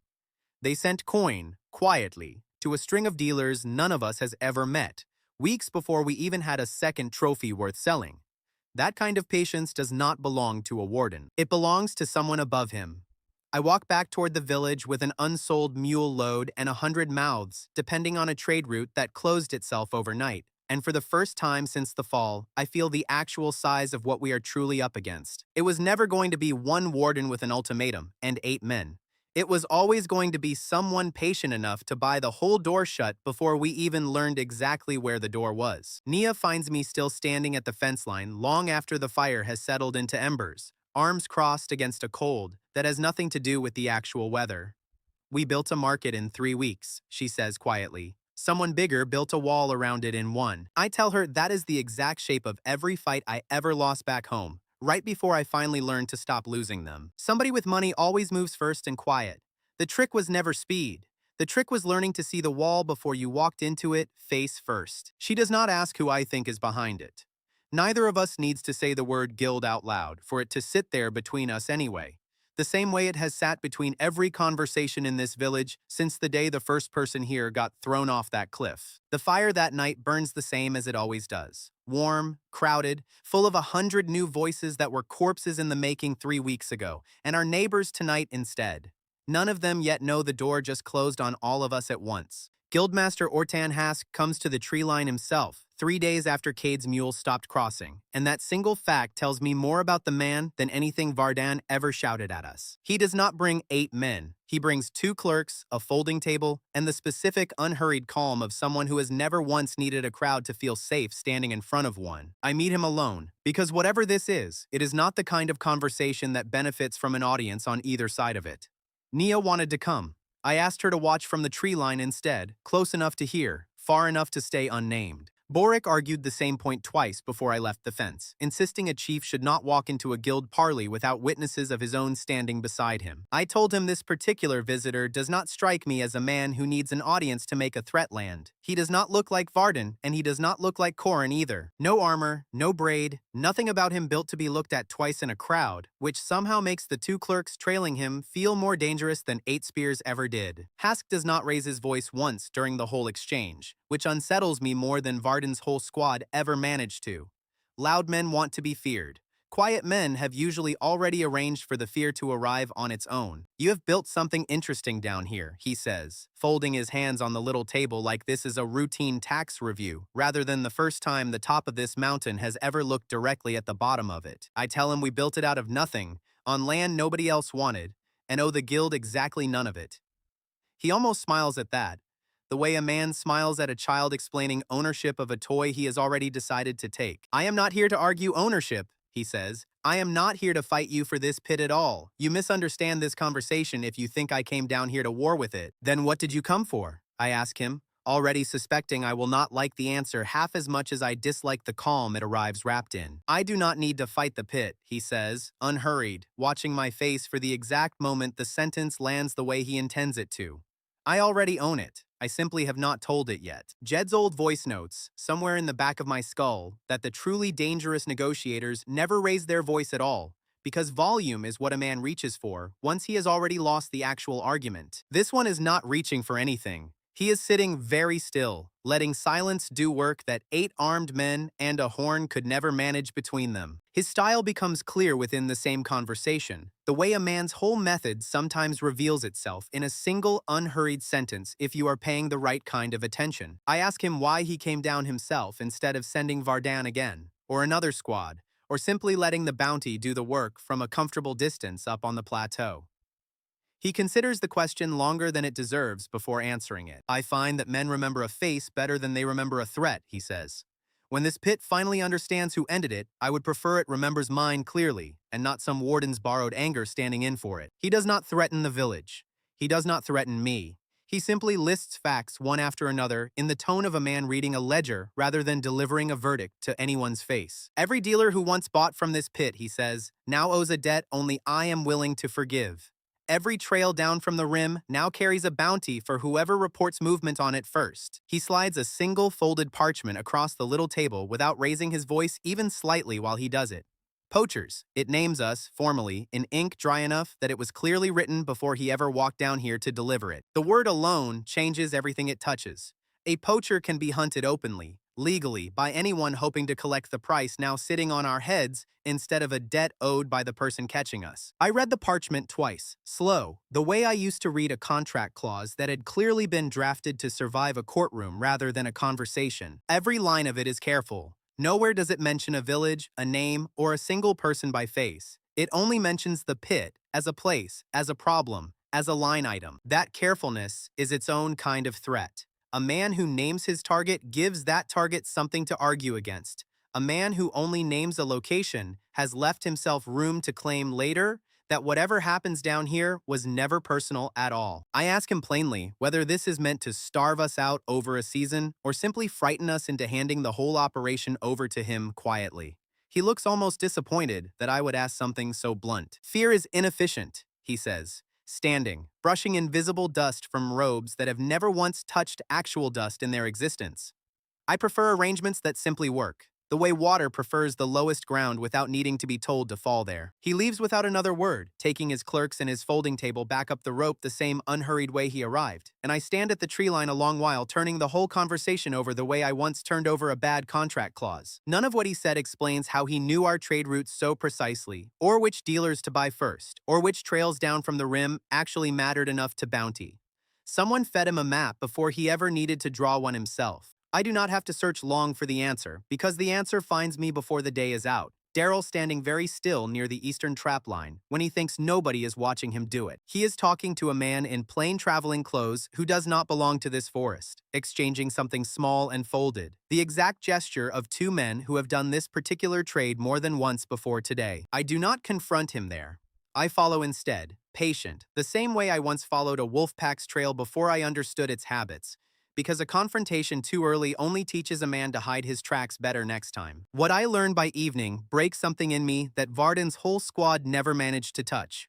Daryl has been selling our dens and our trade routes for weeks, quietly, one small betrayal at a time. I confront him at last by the smokehouse, low enough that the rest of the camp does not immediately hear what is unraveling between us.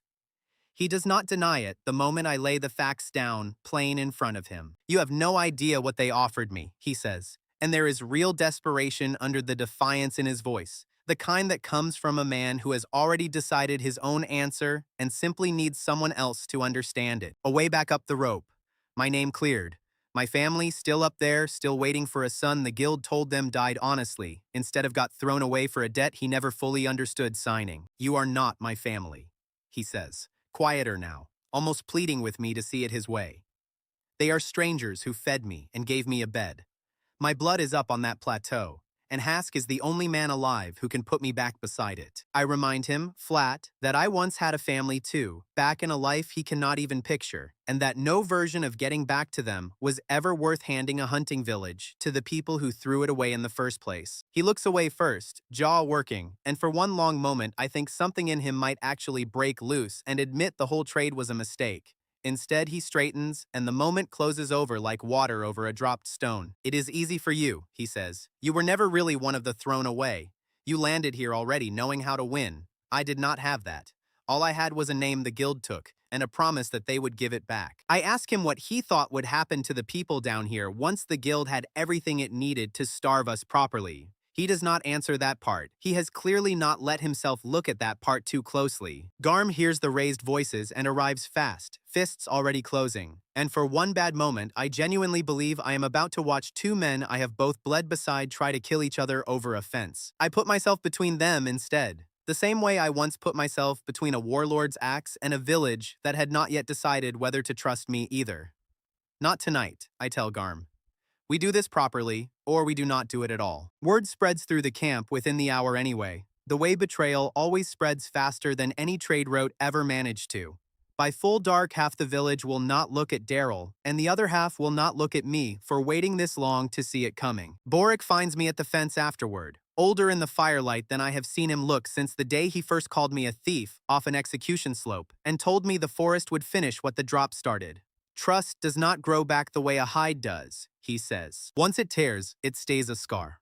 I do not have a clean answer for that, mostly because he is entirely right and I know it. We built this whole camp on the assumption that everyone thrown into this pit shares the same wound. Daryl proved that assumption was never quite as solid as it felt. Word of the leak, and of Hask's visit, and of the poacher's bounty now sitting on our collective heads, reaches every corner of the camp before the fire dies down, and the numbers we have been building for weeks start sliding the wrong direction almost immediately. Two of our newest hunting cells refuse to walk their lines the next morning, afraid of a bounty hunter waiting in every shadow now instead of just the usual beasts. Food days, 10 only days ago, slip back towards 6 as fewer hands risk the tree line at all. The silver cade once carried out for us sits useless in Nia's stores. Currency for a market that no longer exists. A debt that cannot be collected, and a profit that cannot be spent on anything the pit actually needs right now. Aslan reports 2 trap lines standing untouched since dawn, hides curing wrong for lack of hands willing to walk out past the fence, and I feel the whole careful structure I built 2 weeks ago starting to come apart at exactly the seams I was proudest of. Pip asks, quieter than I have ever heard him ask anything, whether the tally marks he has been drawing in the dirt by the gate still count for something if nobody is left brave enough to add new ones to the row. Word reaches us by evening of exactly what Hask told a hall full of merchants back on the plateau,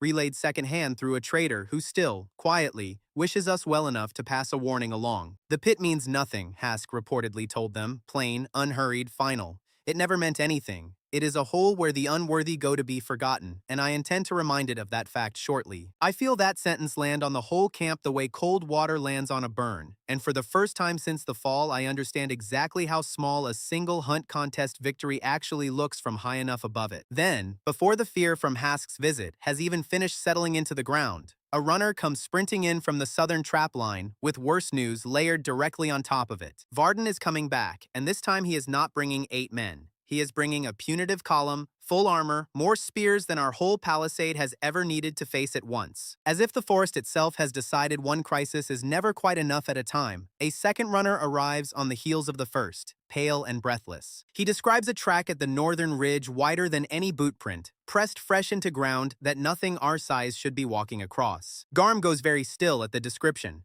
the specific stillness of a soldier doing math he does not want to finish out loud in front of the children still awake near the fire.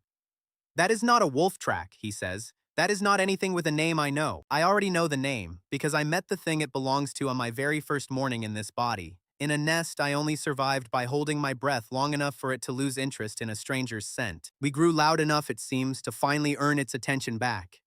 Smoke every day. 100 new voices, hunting cells cutting deeper into ground.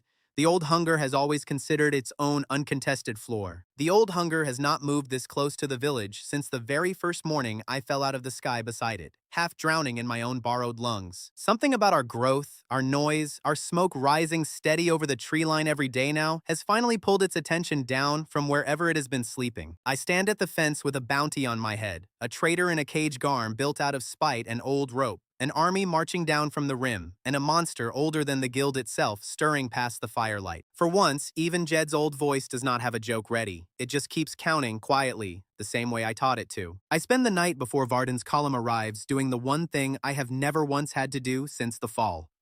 I run out of hunting to plan. Every beast in this forest I can read. Every pack, every den, every apex thing that used to terrify grown warriors, I have already found the seam in. That was never the actual wall standing in front of this village. The wall is a cliff nobody can track, a guild ledger nobody can trap, a monopoly that does not bleed no matter how cleanly you take it apart with a knife. I have outhunted the whole forest. I have not outhunted the maw itself. Jed's old voice tries its usual trick, hunting for the loophole the way it once hunted for the gap in a bad contract. And for once, it comes up entirely empty-handed. There is no clause here. There is only a cliff, a guild, and a column of men marching down to prove both of them still own this ground. I have spent weeks treating every problem like a beast with a weak point, because every problem down here so far actually was one. Tonight is the first time the shape in front of me refuses to hold still long enough to be read that simply. I say it out loud to Nia, low, standing at the fence in the dark hour before the column is due. I hunted the forest clean. I never once hunted the Obriv. You cannot lay a snare for a cliff. She does not offer comfort for that, because Nia has never once offered comfort where a plan was actually needed instead. What do you hunt then, when the beast will not fit in a snare? She asks me. The answer arrives slower than I would like. It comes the way every real answer in my old life used to come, after enough nights of turning a bad quarter over in my hands until it finally cracked open. You do not stop hunting. You change what counts as prey. A column of armed men marching down a fixed trail at a fixed hour, following a command structure that has never once had to think for itself, is not so different from a pack with a driver beast running its usual circuit. It reads the same way, if I am willing to look at it the way I look at everything else down here.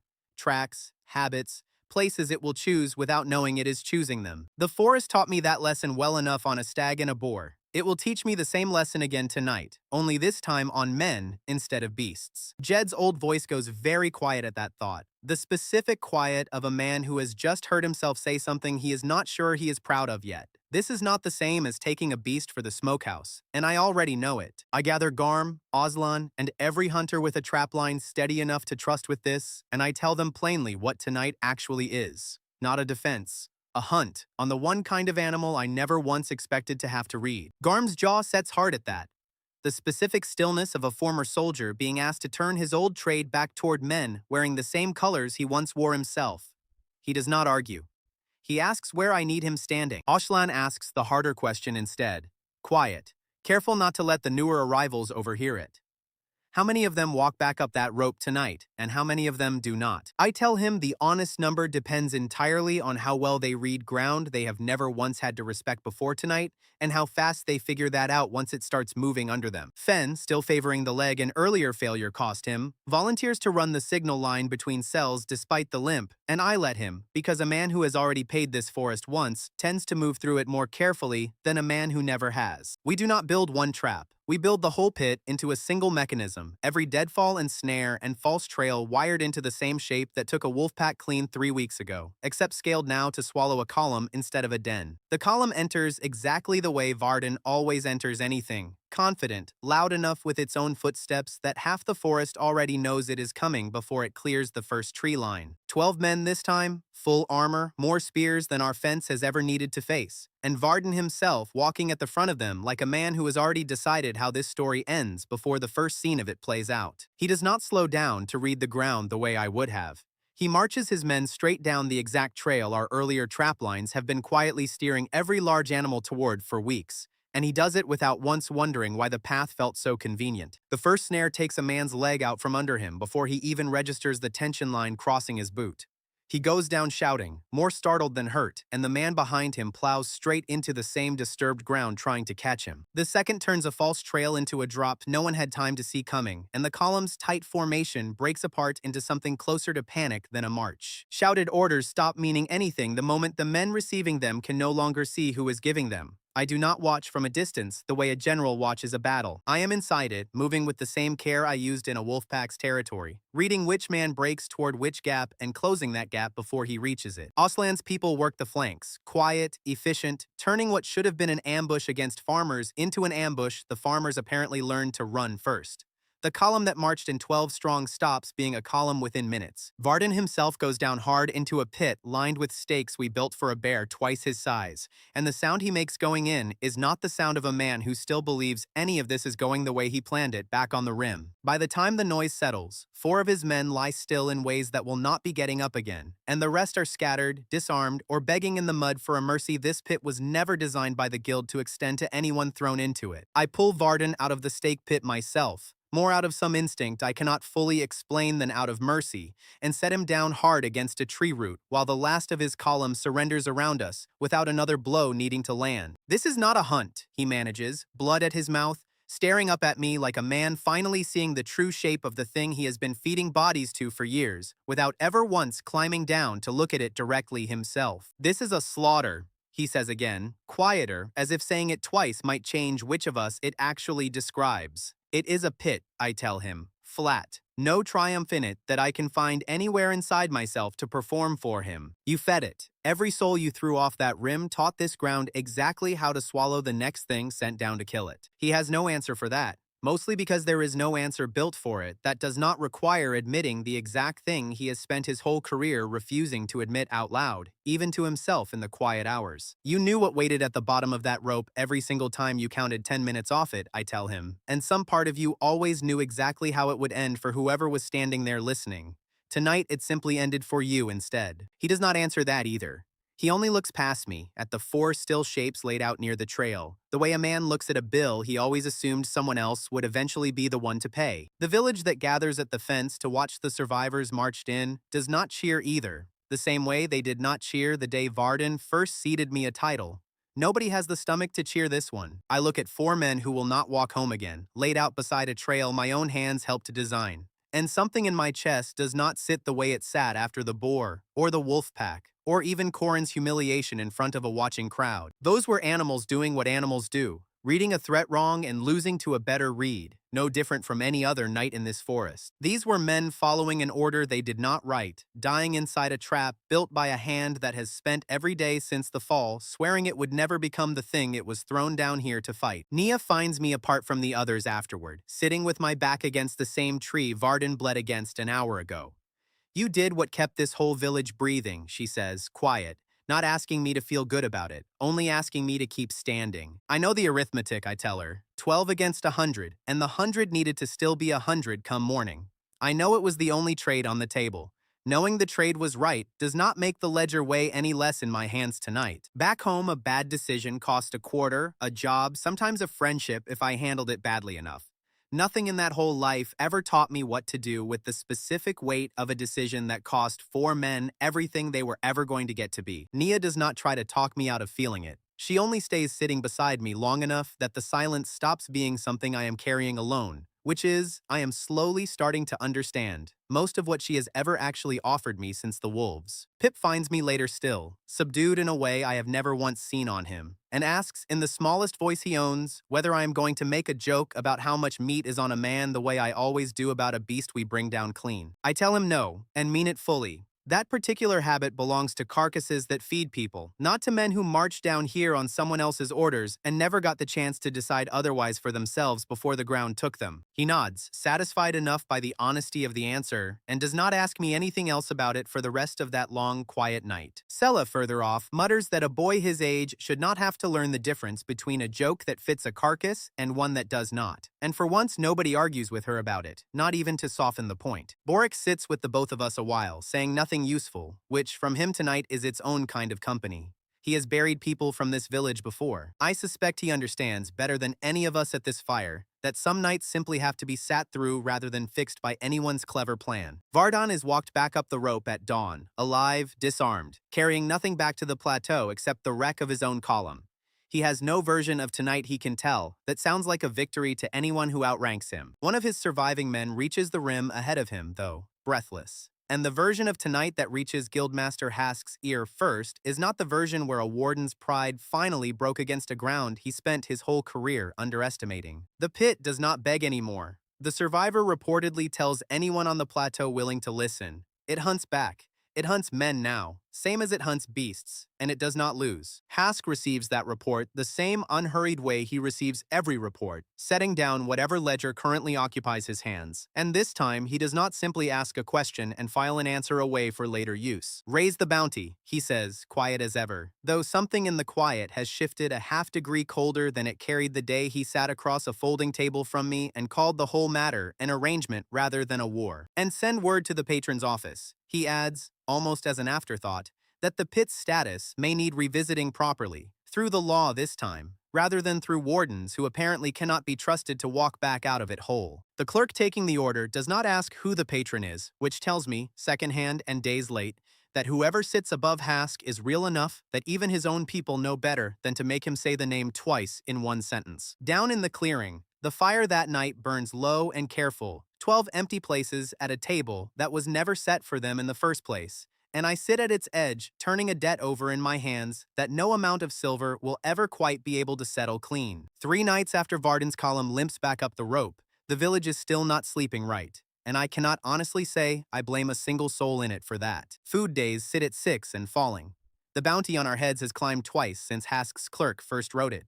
Daryl sits under guard near the smokehouse, watched by men who used to call him friend and now will not meet his eyes. Nobody down here has said the word rebellion out loud. I can still feel the whole camp balanced on the same knife edge I remember from my very first morning in this body, when 10 minutes was the only clock that mattered to anyone. Garm has not slept properly since the ambush. I catch him twice checking the same stretch of fence 3 times in 1 hour, the specific exhaustion of a man whose body will not let him stop working even after his mind has clearly given out. Pip has stopped drawing new tally marks in the dirt by the gate entirely. And when I ask him why, he only shrugs and says some numbers do not feel like something worth counting anymore. I do not push him on it further tonight. I am standing with him at the western line, past midnight, when the ground under both our boots trembles once, faint, wrong, the way ground should never tremble unless something considerably larger than either of us has just decided to move. Garm goes white in the firelight. I do not need him to say the name out loud.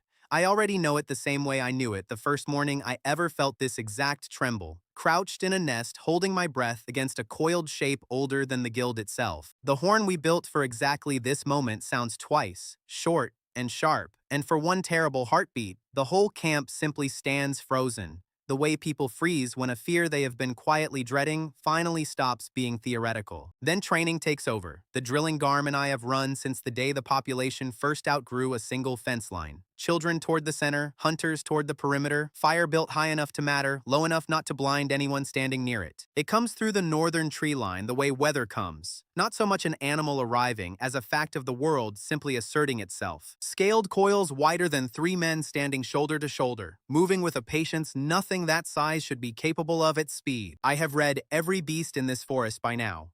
I have never once managed to read this one, and standing at the fence, watching it come, I understand for the first time exactly why nothing down here has ever tried to hunt it back. It does not thrash the fence the way a lesser beast might. It simply leans, unhurried, and an entire section of palisade Garm rebuilt with his own hands 3 weeks ago folds inward like it was never more than kindling in the first place. I shout the fallback pattern we drilled, and most of the camp executes it clean, the way real practice finally pays for itself in the one moment that actually matters. Most of the camp. Not all of it. Fen is slower than most on the leg that trap failure cost him weeks ago. His fallback shelter sits exactly where Vardan's scouts marked ground during their earlier visit, off information that came from somewhere close to home. The collapsed Garm patched over that entrance was never as solid as it looked from the outside. The old hunger finds the weak seam in it the same unhurried way it finds every weak seam in everything, and Fen does not clear the opening before the ground gives. I am already moving before I have finished deciding to move, and I reach the den fast enough to see exactly what I am too late to stop. There is nothing left in this world for a hunter's knowledge to fix once the ground has already closed over a man. The screaming stops fast, which is somehow worse than if it had not. I stand over a collapsed den with my knife still in my hand and understand, in the same instant, precisely how useless every skill I own actually is against something this size and this patient. Every instinct in me screams to drive the blade in anyway, to make this cost the beast something, and Jed's old voice, of all things, is the one that stops my arm before I do something that gets a second person killed alongside the first. "You cannot kill this," that old voice says, flat, the exact tone I used to reserve for a number that simply would not move no matter how I argued with it. "You were never going to kill this. You can only decide where it goes next." I read it the way I read everything else down here. Tracks and weight and the specific hunger pulling it toward the noise and heat of 100 huddled bodies. And I choose the one direction that leads it away from every soul still breathing in this clearing. Fire, thrown wide along the eastern trail. The exact trail our own trap lines have quietly steered every large animal toward for weeks. It follows the easiest path the way every predator in this forest always has, because patience has never once meant curiosity. It moves off into the dark at its own unhurried pace, neither fleeing nor pursuing, simply choosing the path of least resistance the way water chooses the lowest ground, and within minutes the tremble in the earth fades back into ordinary silence. We have not won anything tonight. We have only redirected a debt that was always going to come due somewhere, and it came due on Fen, a man who has been sleeping and eating and laughing at this same fire since the week I first dragged a dead wolf through our gate. Nia finds him first. There is nothing left for her herbs to do, and she does not pretend otherwise to anyone standing near her. She simply sits with what remains of him until Boric arrives to help carry the weight none of us are ready to carry alone. The grief does not stay grief for long. Within an hour, it curdles into something with a direction, and that direction walks straight toward the smokehouse where Daryl still sits under a guard that suddenly looks considerably less interested in guarding him from harm. "He sold our dens," Garm says, loud enough for the whole clearing to hear it, his voice cracking on the word dens in a way I have never once heard his voice crack before tonight. "He sold them, and Fen is dead because of exactly where that collapse gave way." I do not know for certain that Daryl's leak is the reason that particular seam failed tonight of all nights. And I say so, but the words land soft against a crowd that has already finished making up its mind before I open my mouth to slow it down. Hands reach for Daryl before I can get between them properly, and for one genuinely bad moment, I believe I am about to watch this village become exactly the kind of mob it spent every day since the fall trying not to be. Nia gets there first, faster than any of us, and plants herself directly between the crowd and the man they mean to tear apart, arms out, refusing to move even as Garm himself closes the last few steps toward her. "Not like this," she says, and there is a weight in her voice I have never heard her use before. Not even the night she first asked me whether a thief could truly be a hunter. Not tonight.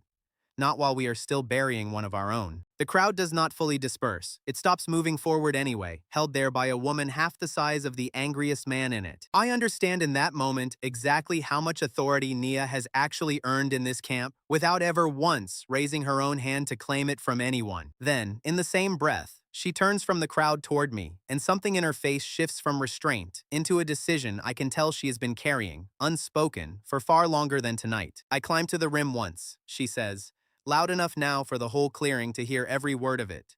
"Months before you fell out of that sky. I saw what actually happens up there when the drops come down." She pulls a small folded cloth from inside her herb satchel, the same satchel she has carried every single day I have known her, and unwraps it slow, deliberate, in front of more witnesses than she has ever shown it to at once. Inside sits a battered metal token, stamped with a mark I do not recognize, and beside it a torn scrap of parchment lined with careful columns of ink, names, and numbers, the exact shape of a ledger built to track goods rather than souls. "This is a cull token," she says, holding it up so the firelight catches the stamp on its face. "They burn this mark into whoever gets dropped. And this is a page torn from the tally they keep of what they pull back out of the pit afterward. We are not a sacrifice to feed this forest," she says, and her voice does not shake even once while she says the hardest part of it. "We were never a sacrifice. We are stock. They drop us, and they harvest what the forest does not finish, and they have been doing it for years." The whole clearing goes silent in a way I have not heard it go silent since the night Varden first ceded me a title, except this silence carries none of that night's relief in it. This silence is the sound of a story everyone here believed finally cracking open. I ask her, quiet, why she never showed this to anyone before tonight. She looks at me, and for the first time since I have known her, something in her answer sounds almost like an apology. Who is going to believe the unnumbered, she says. I kept it because someday it might matter more than my own safety did. Tonight, watching a mob nearly become the very thing that threw all of us away, I finally understood exactly when someday had arrived. I take the token from her hand and turn it over once, feeling its weight settle into my palm the same way Varden's ceded title once did, except this object carries considerably more danger in it than any single word ever could. This changes what we are actually fighting, I say, to Nia, to Garm, to the whole crowd still standing frozen around, a grief none of us have finished grieving yet. We were never bait for a hungry forest. We were inventory for a hungry guild. Garm's hands, still balled into fists, meant for Daryl, slowly come open at his sides. Even his rage cannot survive contact with a fact this plain sitting in the firelight between all of us, the same way Varden's pride never survived contact with a dead boar. Daryl, still cornered against the smokehouse wall, stares at the token like a man seeing his own crime, reframed into something considerably larger than his own small, selfish betrayal. Whatever he sold it to a system built on exactly this lie. I look around at every tired, grieving face still standing at this fire, and I understand, finally, that Varden was never the war. Varden was a symptom. The war has always been sitting somewhere above him, wearing a calm voice and a folding table. We do not touch Varden again, I tell the clearing, and I feel every word of it settle the way a plan settles once every piece of it finally locks together. We do not waste another night hunting men who only follow orders. We hunt the man who writes them. Hask kept this ledger scrap moving quietly for years, without a single soul above the rim ever questioning where the trophies actually came from. That silence is the only thing keeping his whole business alive. Silence, unlike a beast, can be killed clean. We take this token, this ledger, and every trophy this pit has ever pulled from its own ground, and carry all of it somewhere Hask cannot quietly close a door on it. We carry it to the city itself, where a crowd this large has never once been allowed to look away. Nia meets my eyes, and for the first time since the fire started to gutter low over Fenn's grave, something like purpose replaces the grief sitting behind them. It will not bring him back, she says. No, I tell her. It means the next Fen does not have to happen at all. The camp does not cheer tonight, not with a body still cooling near the collapsed den, and a traitor still standing cornered against a wall he sold out from under all of us. But the grief changes anyway, pointed now, for the first time, at a target we can actually reach. We bury Fen before dawn, quietly, the whole camp standing witness the way a whole camp should stand witness for a man who never once complained about the leg that finally cost him everything. Then we start planning the one hunt none of us has ever attempted before in this entire forest. A hunt on a city for once instead of a beast. 3 days after we bury Fen, I stand in front of the whole camp and lay out a plan that would have sounded like madness to any of us a month ago. We are not trading with a broken dealer anymore. We are not begging for a route the guild has already bought shut twice over. We are marching every trophy this pit owns straight into the city itself, past every checkpoint Hask thinks he controls. Boric asks the obvious question first, the one everyone else is clearly thinking and too polite to say out loud. How does a village under a poacher's bounty walk into the one place that bounty is actually enforced? We do not walk in loud, I tell him. We walk in the way every good product walks in when the front door is closed. Through a dozen small doors, nobody thought to watch closely enough, all at once, on the same morning. Jed's old voice supplies the word for it before I can find one of my own. Distribution. Back home, a closed front door never once stopped a determined product from reaching a customer who actually wanted it. It only changed which door the product used to get there. Garm points out, not unfairly, that back home nobody hunting that product carried a spear and a bounty notice with your description on it. I tell him the principle survives the added weight anyway. It always does, in my experience, if you plan around the actual risk instead of pretending it away. It is Daryl, of all people, who hands me the piece I am missing. He has spent 3 days trying to earn back even a sliver of the trust he burned. And tonight he finally offers something worth more than an apology. There is a service road, he says. Quiet. Still watched by half the camp while he says it. Guild wagons use it to move goods nobody wants counted twice for tax. Small, easy to overlook, easy to bribe a single gate guard on instead of a whole checkpoint. I ask him how he knows a route like that even exists. He looks at his own hands before answering, the same way he looked at them the night I first confronted him by the smokehouse. I used it myself, he says, before. To move things the guild did not want written down. I do not fully trust him yet, and I tell him so plainly, in front of Garm and Aslan both. A man does not have to be trusted completely to still be useful once if the stakes are laid out clearly enough for everyone watching him do it. Garm still will not stand within arm's reach of Daryl if he can help it, and makes no effort at all to hide that fact tonight. Aslan simply listens, weighs the route against what he already knows of the plateau's back roads, and pronounces it plausible enough to risk a single test load on. Daryl accepts the terms without arguing for anything more generous, which tells me almost as much about where he currently stands as anything he could have said out loud in his own defense. We split our full trophy stock across 6 separate loads instead of one large caravan. Hides bundled to look like ordinary goods, venom sealed in plain jars that could pass for preserves to anyone not looking closely enough to ask questions. Aslan runs the logistics the way he runs everything, quiet and exact, matching each load to a runner steady enough to bluff a bored gate guard without flinching. Pip begs to run one himself and gets flatly refused, which offends him deeply for almost an entire hour. Sella insists on riding with the third load, claiming her age makes her the least suspicious face in the whole operation. And nobody has the energy left to argue with a woman who has outlived 3 different versions of this camp's leadership already. Boric tries once, half-heartedly, and gets reminded that he was still in short trousers when she first learned to talk her way past a tax collector twice his current size. He does not try a second time. I assign the remaining loads by temperament as much as by skill. Quiet, steady hands to the routes that demand patience. Quicker tongues to the ones more likely to need talking rather than wading through. That turns out to be both entirely true and, within the same morning, almost our first real disaster of the entire operation. She reaches the city gate without incident. Hides passed off as home-tanned leather, venom jars tucked beside a modest basket of dried herbs that would fool any guard too bored to lift the cloth covering them. The trouble starts once she is actually inside, haggling with a merchant over the price of a single hide. A merchant who happens to remark, offhand, that this particular tanning smell reminds him of the old guild reports about the forest below the maw. Sella, who has never once in her long life let an interesting fact go unspoken, simply because the moment called for silence, brightens immediately and confirms his guess before I would have chosen to, given the choice. Well, of course it is, she tells him, delighted to be understood. Straight out of the pit, dear.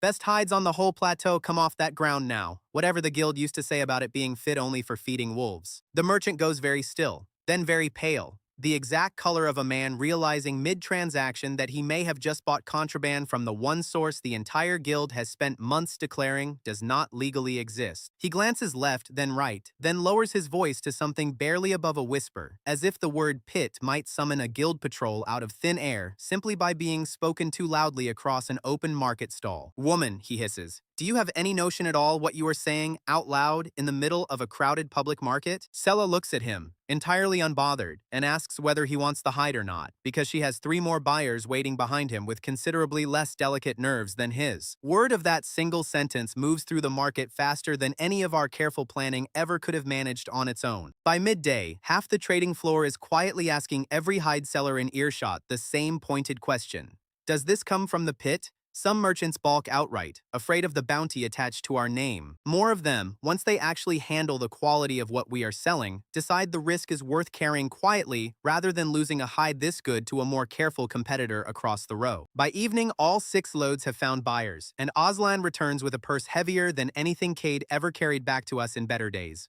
along with 2 standing offers for future deliveries from merchants who clearly do not care where the goods actually originate. I count the silver twice, the way I have counted every real number that ever mattered in either of my lives.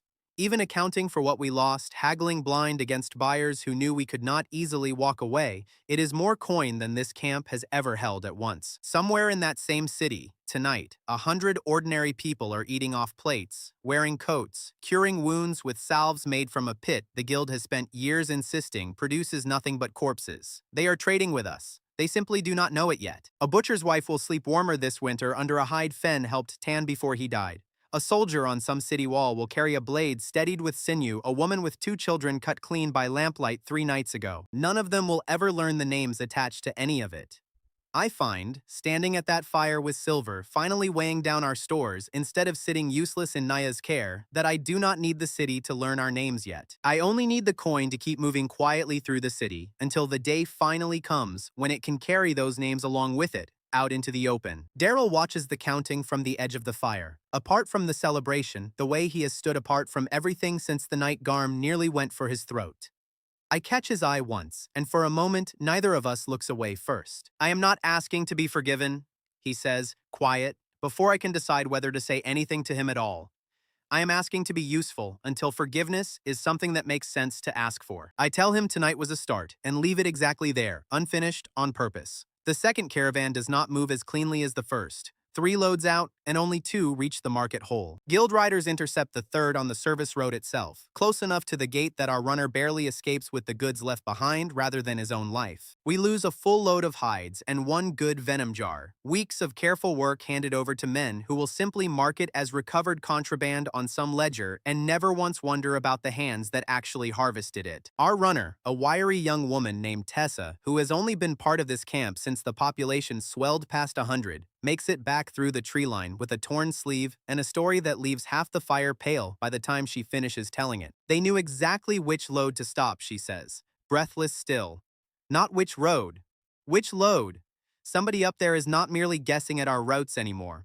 Somebody is counting our wagons the way I count trophies. Aslan takes the loss harder than I expect him to, blaming his own routing for the capture. And I remind him plainly that a system moving this much value through hostile ground was always going to bleed somewhere. The trade is still worth the wound it costs us. That night, the whole camp gathers close around the fire, quieter than the celebration 2 nights earlier. The specific stillness of people who know the next move matters more than the last one did. Nobody sleeps particularly well, waiting on word from the plateau. Pip sits closer to me than usual, saying nothing, just watching the flames the way he watches a trapline for movement he already half expects to see. Nia asks once, quiet, whether I regret letting the news travel as fast as it did through Sella's careless mouth. I tell her no, honestly. A secret this size was never going to stay ours to control for long. Better it broke on our own terms than someone else's. Word finally comes. This time it arrives from a formal guild crier, not a friendly trader, read aloud at every market corner in a voice built to travel further than any single conversation ever could on its own. By order of Guildmaster Orton Hask, the crier announces, the region below the maw known as the Pit is declared a death zone, effective immediately. All goods originating from it are contraband. All persons found trading in it, buying from it, or aiding its trade are liable to the same bounty as its residents. The words land on our camp secondhand, relayed by the very merchants who bought our hides only 2 days earlier, some of them frightened enough by the announcement to quietly bury their own receipts before anyone official comes asking to see them. It is a clean trap, and I recognize it the moment I hear the wording read back to me. Hask is not merely blocking our trade anymore. He has made simply knowing where a trophy came from into a crime for anyone still willing to buy it. Nia asks whether this ends the trade entirely, whether Hask has simply found the one lever strong enough to close every door we spent this whole week prying open by hand. I do not have a full answer for her yet, only a half-formed one still taking shape. A death zone stops honest trade, I tell her. It does not stop trade that was never fully honest to begin with. Every merchant who quietly buried a receipt tonight still has the coin in his purse, and coin does not care what a crier calls the ground it came from. What it does stop, I admit to her, is the easy version of this trade, the version where a merchant buys openly and asks no questions. Everything from tonight forward moves quieter, slower, and carries a heavier price for anyone caught carrying it. Garm asks whether quieter and slower still adds up to enough silver to matter before winter finds us short again.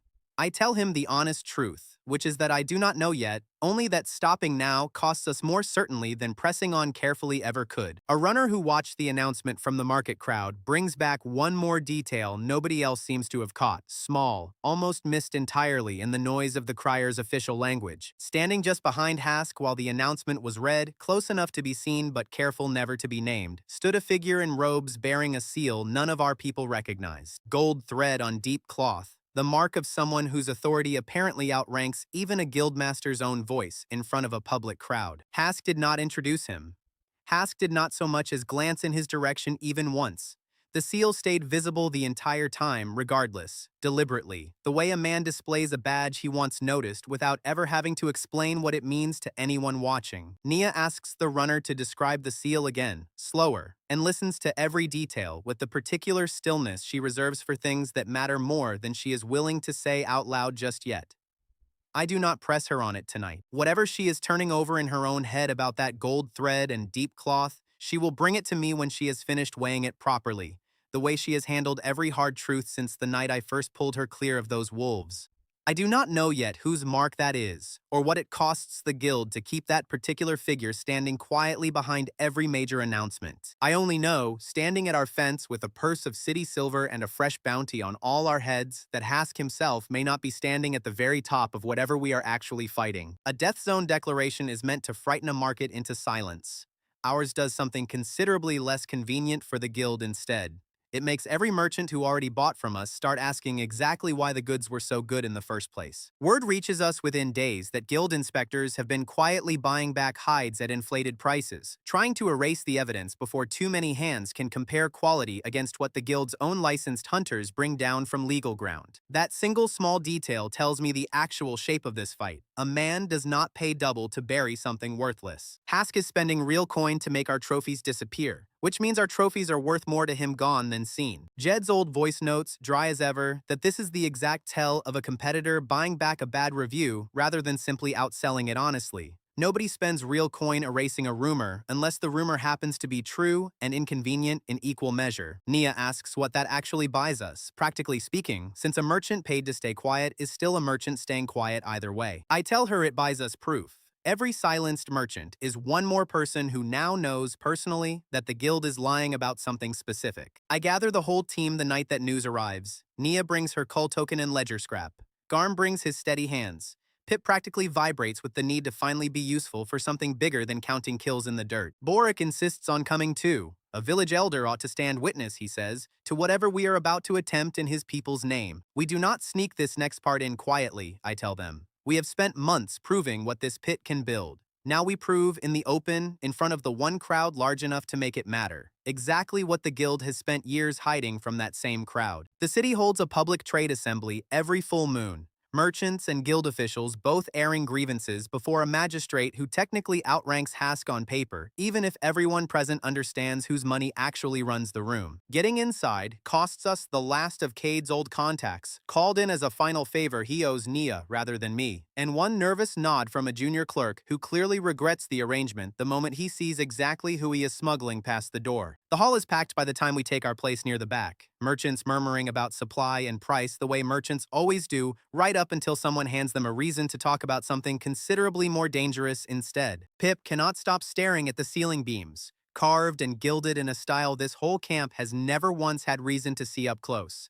I remind him twice, quietly, that we are here to stay forgettable for exactly as long as it takes. Garm keeps one hand near the strap of the satchel, carrying our trophies the entire time, less from nerves than from the particular readiness of a soldier standing somewhere he cannot fully trust the exits of. I let the ordinary business run its course first. Patient, the same patience that has served me since the day I learned to wait out a wolf pack instead of chasing it. Then, when the floor opens for public grievance, I stand. Guildmaster Hask is present, seated near the magistrate's dais, and his face does something controlled and careful the instant he recognizes exactly who has just risen to speak uninvited in a hall he assumed was safely his. I do not shout. Shouting would make me sound exactly like the desperate poacher his own crier has spent weeks describing. I ask one plain question instead, pitched to carry to every corner of a hall built for exactly this kind of question. Ask the guildmaster where his finest trophies actually come from these days, I say, loud and level.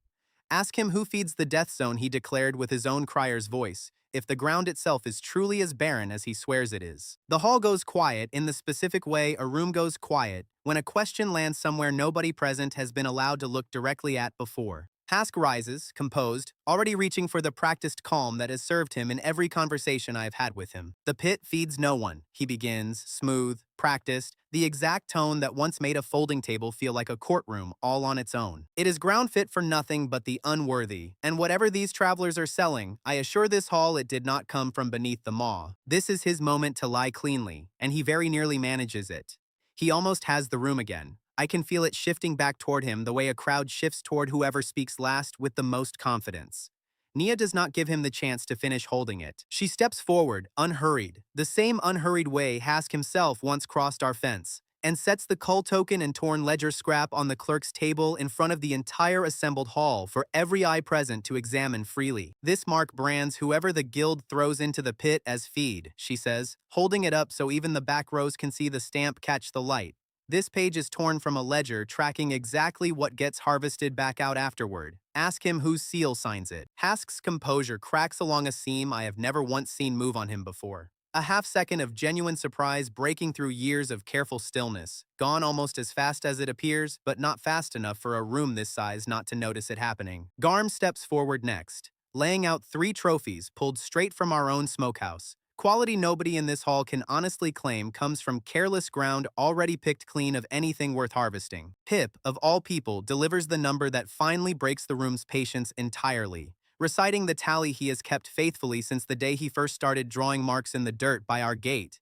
Precise, unshaking, utterly without theater. 40 of us thrown down there to die, he says, voice carrying further than his young age should allow it to. Now more than 100, alive, hunting, building. That does not happen on ground a guildmaster's own crier calls a death zone. He holds up the tally stick itself, notches cut deep into old wood, and for a boy who once got refused his own hunting cell for being too young, the sight of the whole hall actually listening to his count does something visible to the set of his shoulders. I catch Borik's eye across the crowd, standing near the door where he insisted on posting himself in case anything went wrong fast enough to need a quick retreat. And even from that distance, I can see something like pride fighting its way through his usual caution. The merchants who once quietly bought our hides through Cade's careful network now openly murmur their confirmation, no longer whispering behind cupped hands the way they did the week Sella first blurted our secret across an open market stall. One elder merchant, a woman who has traded honestly on this floor for 30 years, rises unprompted. She states plainly that she has bought pit hides for 2 months running, and everyone outclassed anything the guild itself has sold her at twice the price. She adds dryly that she assumed the quality simply meant the guild had finally hired a competent tanner for once, and the small ripple of laughter that follows does more to loosen the room than anything I could have planned for on purpose. I watch the whole floor tip, slow at first and then all at once. The exact way I once watched a bad quarter's numbers finally convince a boardroom that the comfortable story everyone had been repeating was never actually true. Word spreads through the hall faster than the magistrate can restore order. Other exiled camps, represented by their own quiet traders in the crowd, stand one after another to admit they too have been feeding the city from ground the guild swore was empty. By the time the magistrate finally regains control of the room, 3 separate pit groups have openly aligned themselves with our claim. A number that was 0 this same morning and now stands as its own quiet rebellion against everything Hask built his monopoly on. One of them sends a lean, weathered woman forward to speak for her own camp, 3 valleys east of ours, describing the same cull mark burned into her own wrist under the same tired old lie about feeding a hungry forest. We thought we were the only ones who lived through it, she says, looking at Nia's token like it might vanish if she blinks. We did not know there were others until tonight. I feel something shift in the room again at that, quieter this time, closer to grief than to outrage. The victory does not arrive free, the way nothing down here ever has. Word reaches me before the hall even fully empties that Aslan, left behind to guard our second wagon outside the gate, was ambushed by 2 of Hask's private men the moment the hall's attention turned fully inward. He survives, but barely, carried back to camp with a wound across his ribs deep enough that Nia will not promise he walks unaided again before the season turns. I sit with him a long while that night, saying little, because there is little honest left to say to a man who paid this price for a plan I built, without once asking him whether the risk was fair to hand him alone at that gate. He grips my wrist once, weak, and tells me the trade cells still need someone steady running them tomorrow, regardless of what his ribs currently have to say about it. I tell him the cells can wait a single day. He argues the point anyway, because that is exactly the kind of man Aslan has always been down here. Hask himself does not recover his composure quickly either. His own ledger, the exact document meant to quietly track private profit, now sits copied and whispered about across half the merchant houses in the city by morning, out of his hands entirely for the first time in years. Daryl finds me before dawn. Having spent the whole night moving through parts of the city he still knows better than any of us ever will. Alone, unasked, on legs that could have simply carried him toward his old life instead of back to ours. I ask him, plainly, why he came back at all, instead of using the chaos in that hall to simply vanish into a city that still half remembers his old guild face. He looks at me a long moment before answering. Because vanishing was always the easy plan, he says. I have spent weeks proving I only know how to take. I wanted once to prove I could bring something back instead. He does not ask forgiveness this time. He simply hands me what he learned, plain, unadorned, the exact currency he has left to offer. The trophies are not only harvested by guild scouts sneaking down the cliff face at night, he says. They are logged through a second office entirely, one that answers to nobody wearing guild colors. I have seen the seal on that office door with my own eyes, years back, before any of this. He describes it slow, careful to get every detail right. Gold thread on deep cloth, the exact mark the runner glimpsed standing behind Hask during the Death Zone announcement. It belongs to the Crown's own trade warden, he says, a seat that sits above every single guild in this city, Hask and all his ledgers included. Hask was never the summit of this, I say, mostly to myself. Feeling the whole shape of the fight rearrange itself one more time, the way it rearranged itself the night I first understood I could not out-hunt a cliff. He is the floor of it. Someone else built the ceiling. Nia goes very still at that. The same stillness she wore 2 days ago when the runner first described gold thread on deep cloth, and this time she finally says what she has clearly been sitting on since then. I have seen that seal once before, she tells me, quiet. Years ago, before any of this, carried by a rider who never once set foot below the rim. I did not know then what it meant. I think now that I finally do. Daryl does not offer comfort for that any more than Nia ever has. He only nods. Quiet. A man finally spending the one currency he has left to rebuild something worth being trusted with again, and for the first time since the smokehouse, I let myself believe he means it. The city does not fall quiet after tonight. It only grows louder in a new direction. Merchants and rival guilds alike suddenly hungry for the details of exactly how deep this arrangement runs above Hask's own comfortable office. Word reaches us by midday that Sir Varden, humiliated twice already, has begun openly gathering men at the rim.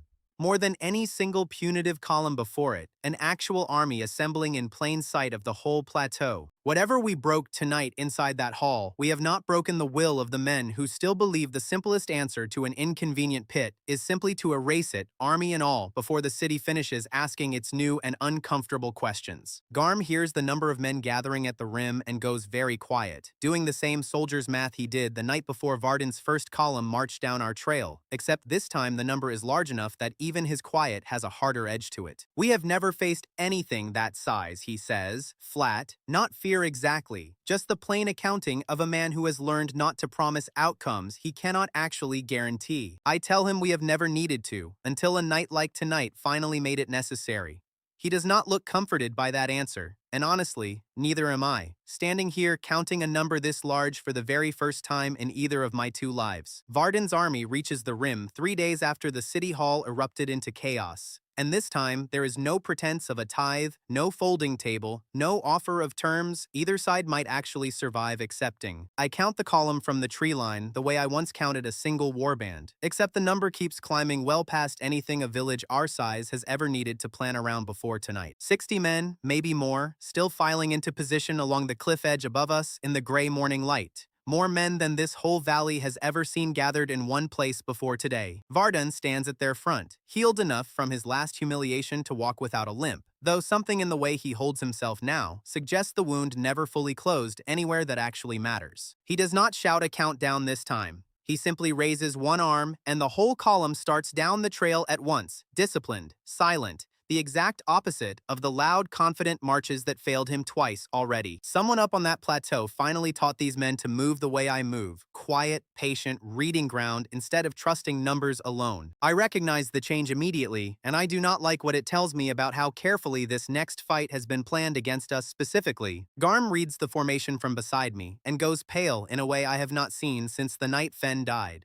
This is not a punitive column anymore, he says. Quiet. This is a clearing operation. They mean to burn every den and every tree line until nothing down here can hide in it again. We do not have the numbers to meet 60 disciplined men in open ground, and every trap that worked on Varden's last column relies on surprise this force has clearly been briefed to expect. I stand at the fence, turning the same old question over one more time. The way I have turned every impossible number over since the night I first understood a cliff cannot be caught in a snare.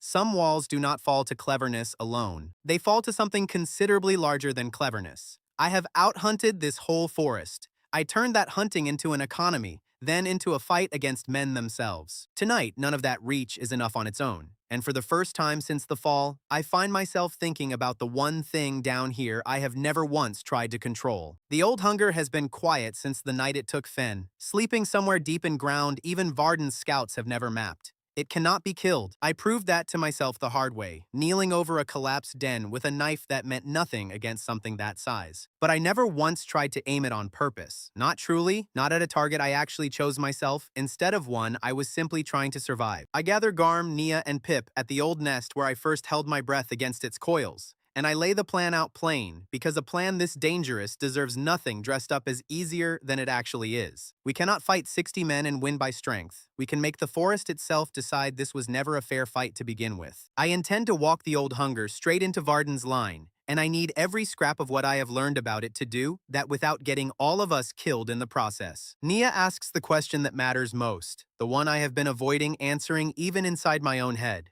What happens if it decides we are the easier meal once it wakes fully hungry? I tell her the truth because she has earned nothing less from me since the wolves.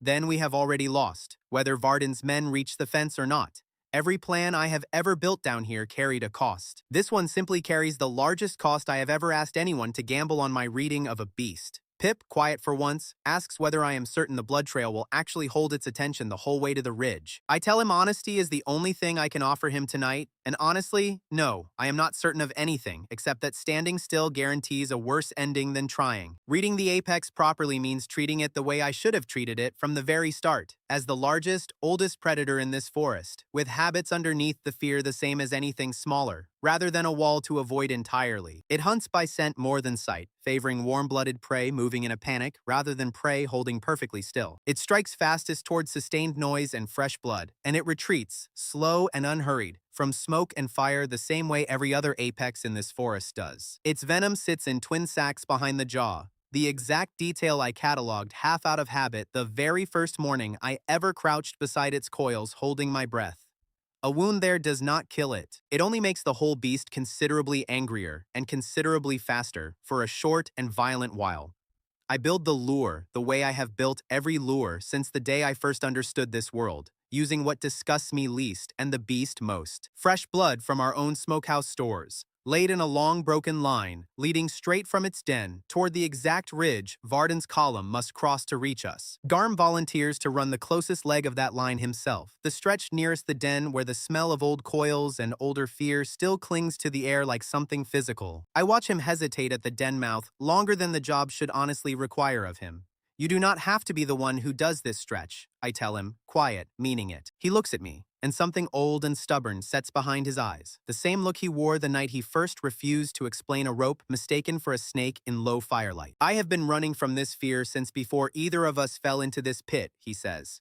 Varden's army does not care whether I am afraid tonight. I would rather face the thing I actually fear than the thing 60 strangers are about to do to people I have come to call my own. He walks the line himself, steady, laying blood exactly where I mark it, and when the ground trembles beneath both our boots for the first time since that terrible night, he does not run. He stands his ground the way a soldier stands his, afraid and present in the same breath, the way I have never once seen him manage around a length of ordinary rope. The old hunger rises slow from ground I have never once seen it fully clear, scales the color of old iron catching what little moonlight makes it through the canopy, and for one endless heartbeat the whole forest around us goes utterly, completely silent. It follows the blood the exact patient way I gambled it would, unhurried, certain, the same certainty that once let it fold an entire section of our palisade inward like kindling, without needing to hurry a single motion of its own considerable weight. Varden's column crosses the ridge in tight, disciplined lines, torches raised, exactly where I calculated their briefed route would carry them. They do not see what is closing the distance behind their own advancing formation until the screaming finally starts from the rear ranks.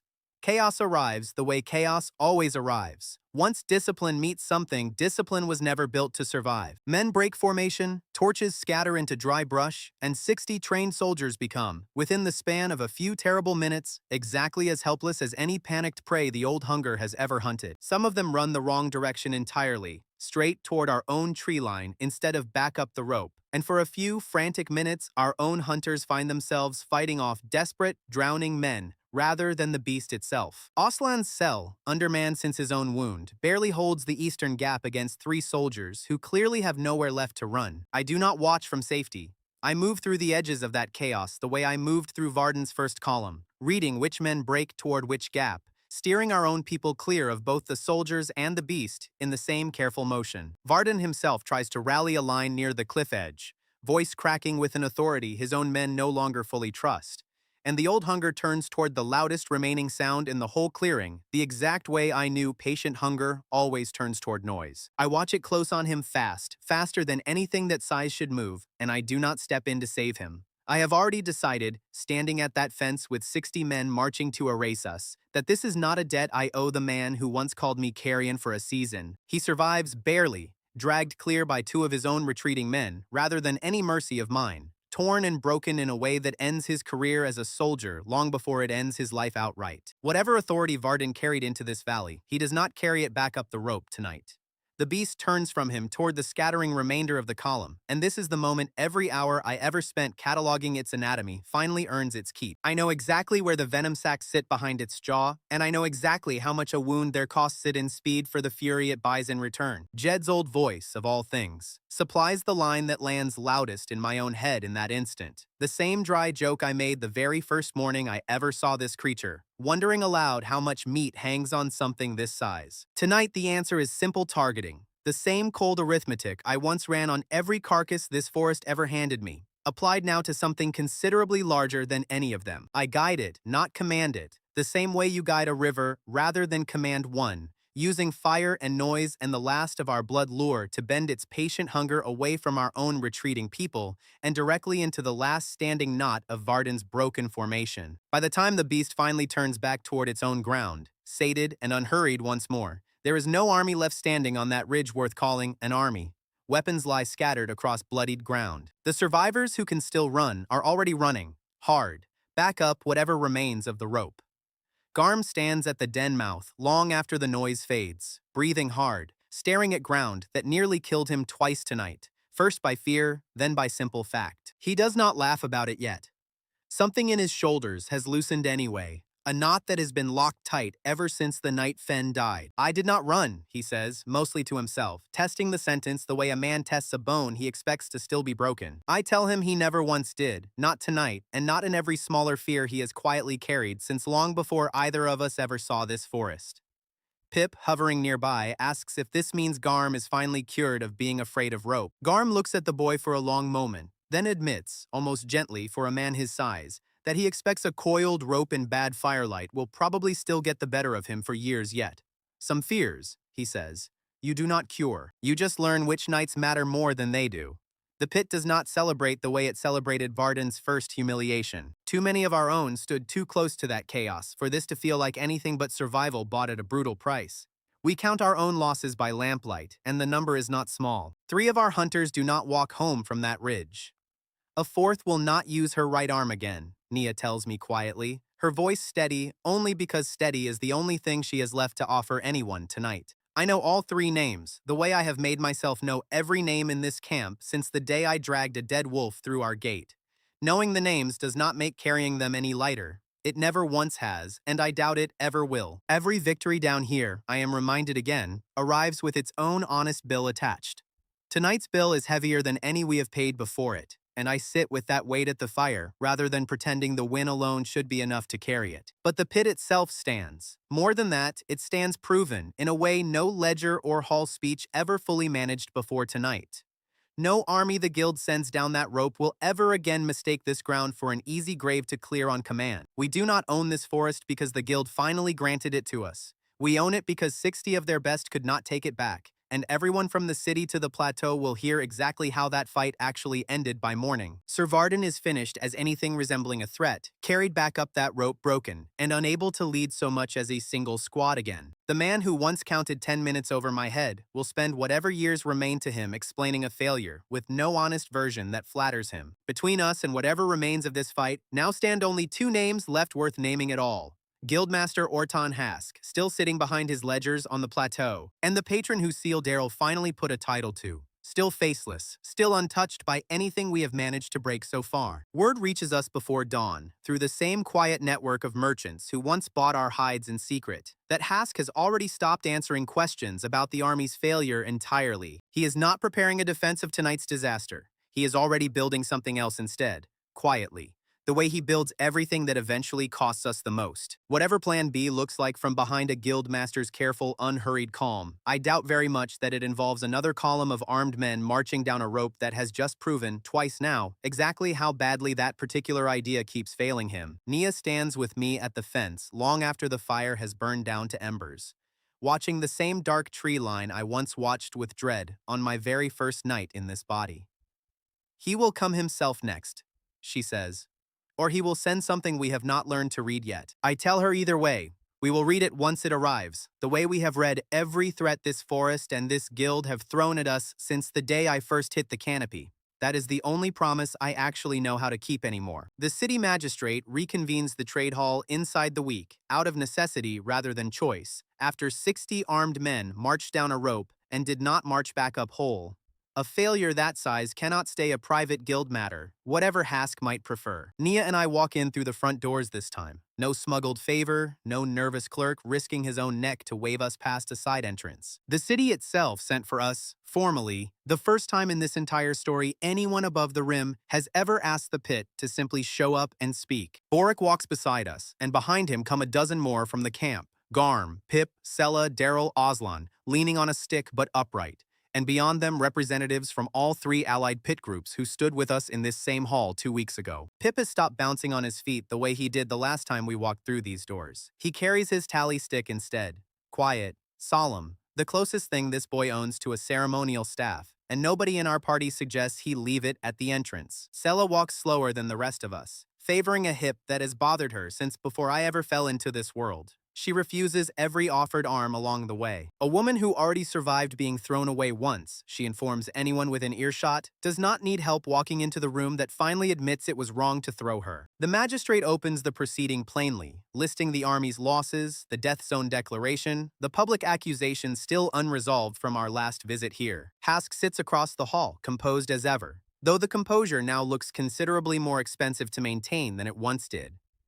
I count the room the way I've counted every room since the fall, out of old habit as much as caution. More merchants than the last hearing, fewer guild officials willing to sit near Hask's side of the chamber, and at least 2 faces I recognize from the elder merchant's own trading circle, watching with open, unhidden interest. Jed's old voice notes, dry as ever, that a man's allies tend to thin out fastest right before the exact meeting where he most needs them present. Hask, for all his careful patience, has apparently never once learned that particular lesson from any boardroom in either of my 2 lives. He speaks first, before the magistrate can properly invite testimony, the way a cornered man speaks when he still believes the room belongs to him by default. The pit sends farmers and thieves to make noise in a respectable hall, he says, dry, dismissive, playing to whatever sympathy remains among the merchants present. Show me, he continues, raising his voice just enough to carry to the very back benches, a single hunter from that feeding pit. One person who has ever, in the guild's long licensed history, earned the name properly,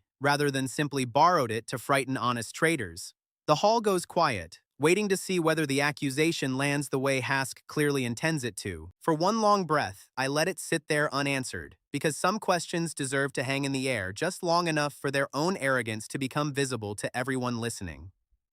Nia does not wait for my answer. She steps forward instead, steady in the same way she has walked into every impossible room since the night she first stood between a mob and a traitor. And she carries the satchel that has held our whole case since Fenn's grave. She sets the cull token down first, metal ringing softly against the clerk's table, the stamp catching whatever light the hall's high windows still let through this late in the afternoon. Then the ledger scrap, torn edges unmistakable against clean parchment, columns of ink that Hask himself has never once denied belonged to a guild hand. Then, one by one, she lays out the trophies themselves, hides and vials and carved bone, each one matched against a corresponding line in that same stolen ledger, proof against proof, until the whole table reads less like an accusation and more like a plain accounting nobody in the hall can honestly argue with anymore. Garm sets down the last piece himself, the boar tusk from the very hunt that first earned me a grudging title from Sir Varden, and says nothing at all, letting the object make whatever argument words no longer need to carry for it. I watch the merchants nearest the front lean forward despite themselves, the same way a crowd leans toward a wound it cannot quite look away from. I recognize more than one face among them, Dealers who once quietly bought our hides through Cade's careful network, long before any of this became public record for the whole city to see. Here is your hunter, Nia says, quiet, not raising her voice the way Hask raised his moments earlier at this same watching hall. Here is every hunter this pit has ever produced, and here is your own hand, Guildmaster, recording exactly what each one of them was worth to you the moment they stopped being useful as fear. The hall does not merely go quiet. It goes still in the specific way a room goes still when it finally understands it has been lied to for longer than anyone present cared to count. Hask rises to answer, and for the first time since I have known him, the answer does not arrive smooth.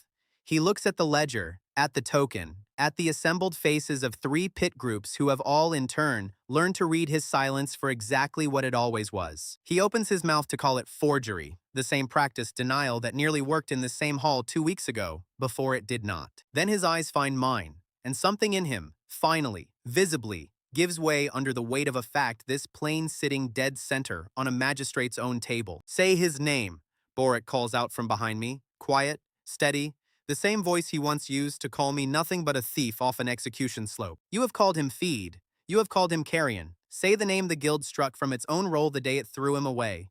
Hask does not answer immediately. The silence stretches long enough that I can hear my own pulse in it. Jed's old voice, of all things, notes dryly that this is the first time in either of my 2 lives I have watched a man lose an argument simply by running out of words. Ren, he says at last, low, the word leaving him like it costs him something physical to shape it.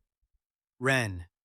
Nobody in that hall breathes for a long moment afterward. The silence that follows is louder than any cheer Varden's humiliation ever earned. Louder than the noise of 60 broken soldiers scattering off a ridge 2 weeks ago.